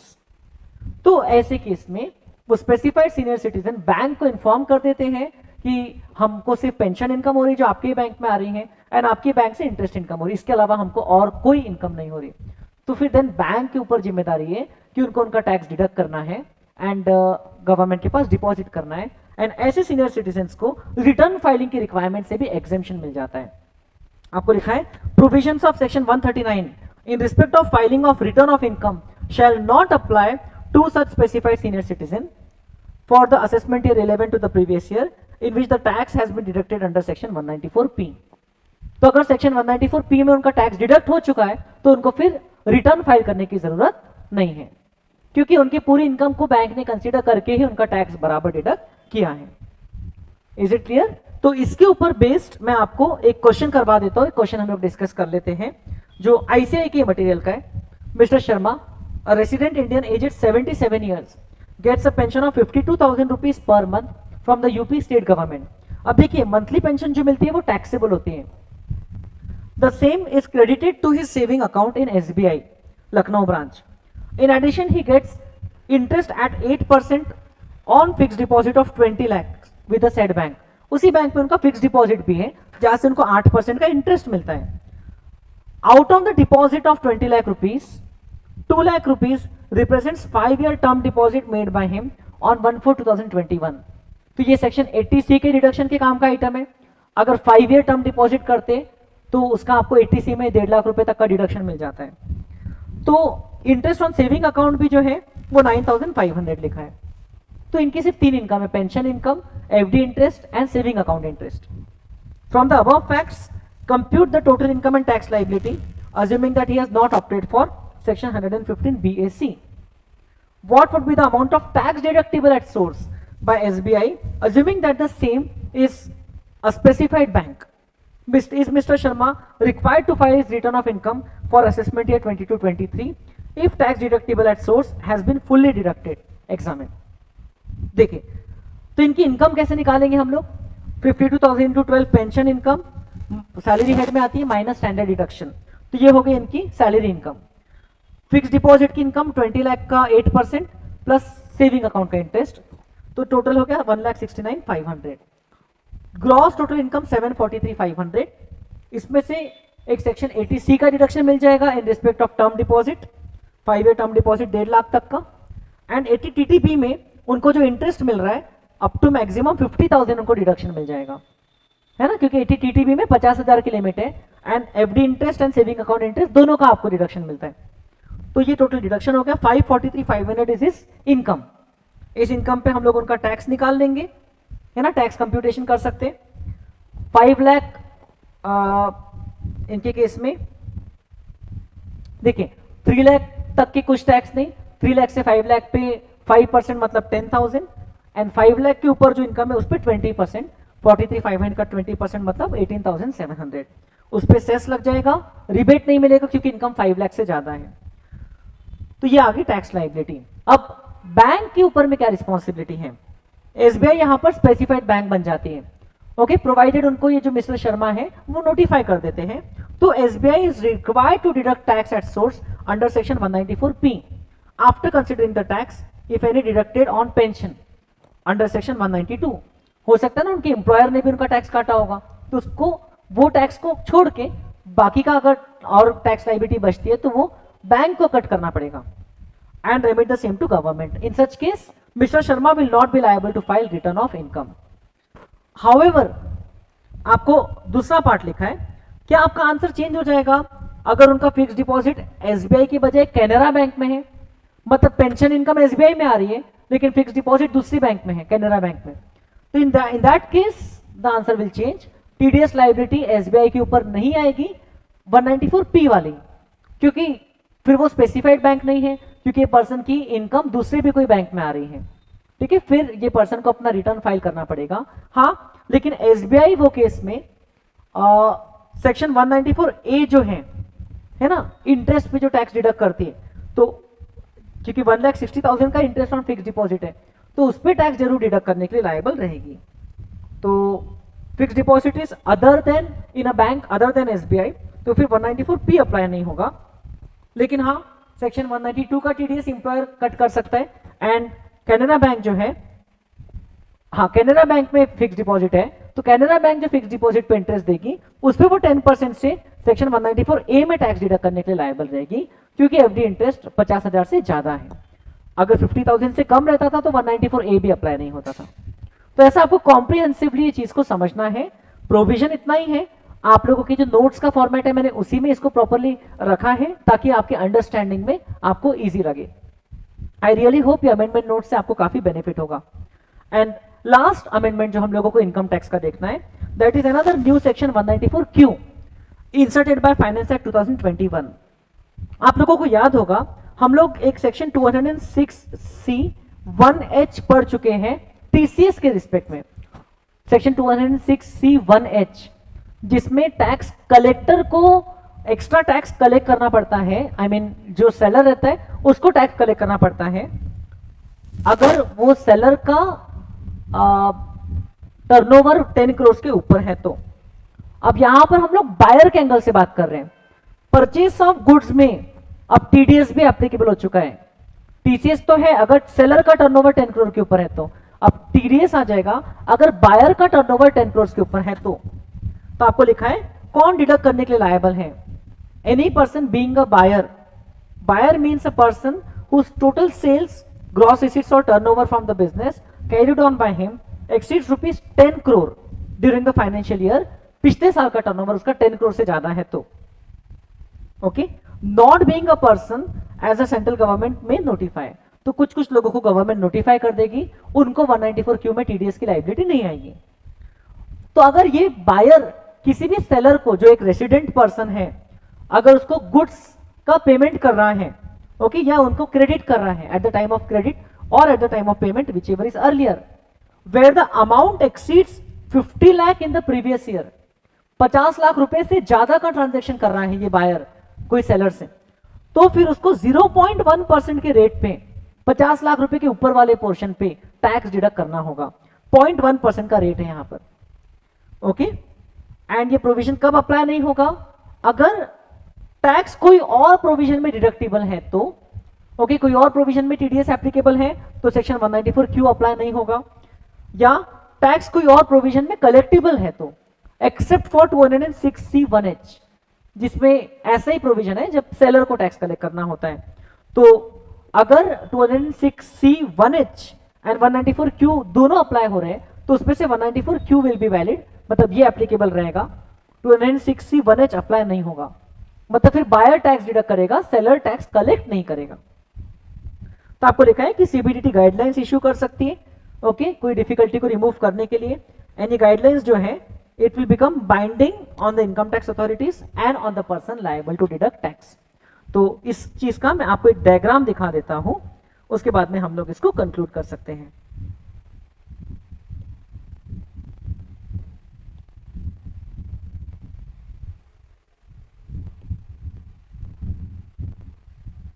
ये देखिए section 206C 1H वाला जो section है, उसमें हम लोग देखते हैं कि सेलर का पिछले फाइनेंशियल ईयर का टर्नओवर 10 करोड़ से अगर ज्यादा है तो वो गुड्स का जो कंसिडरेशन ले रहा है उस पे वो टैक्स कलेक्ट करेगा, okay, at the rate of 0.1% on amount of transaction exceeding 50 lakh rupees, okay. And अगर बायर ने if no PAN has been submitted by the buyer, buyer अपना पैन नहीं देता है तो फिर टीसीएस का रेट रहता है 1% इंस्टेड ऑफ 0.1%। एंड 194Q जो है ये बायर के लिए है सेक्शन। बायर का अगर पिछले साल का टर्नओवर 10 करोड़ से ज्यादा है तो फिर वो सेलर से टैक्स, सेलर का टैक्स डिडक्ट करेगा while making payment to that seller. तो 50 लाख रुपए के ऊपर के पोर्शन पे 0.1% पे वो सेलर का टैक्स जो है वो डिडक्ट करेगा on amount in excess of 50 lakh. लेकिन अगर सेलर ने पैन सबमिट नहीं किया तो सेक्शन 206AA लग जाएगा, बट 20% नहीं, हायर रेट जो है वो 5% एप्लीकेबल हो जाएगा। सो ये प्रोविजन है सेक्शन 194Q का। आई होप ये आपको अच्छे से समझा। And with this we have completed all the explanations of the amendments of income tax applicable for the May 2022 examination. Thank you friends. I will see you with the GST amendments as well. Bye bye.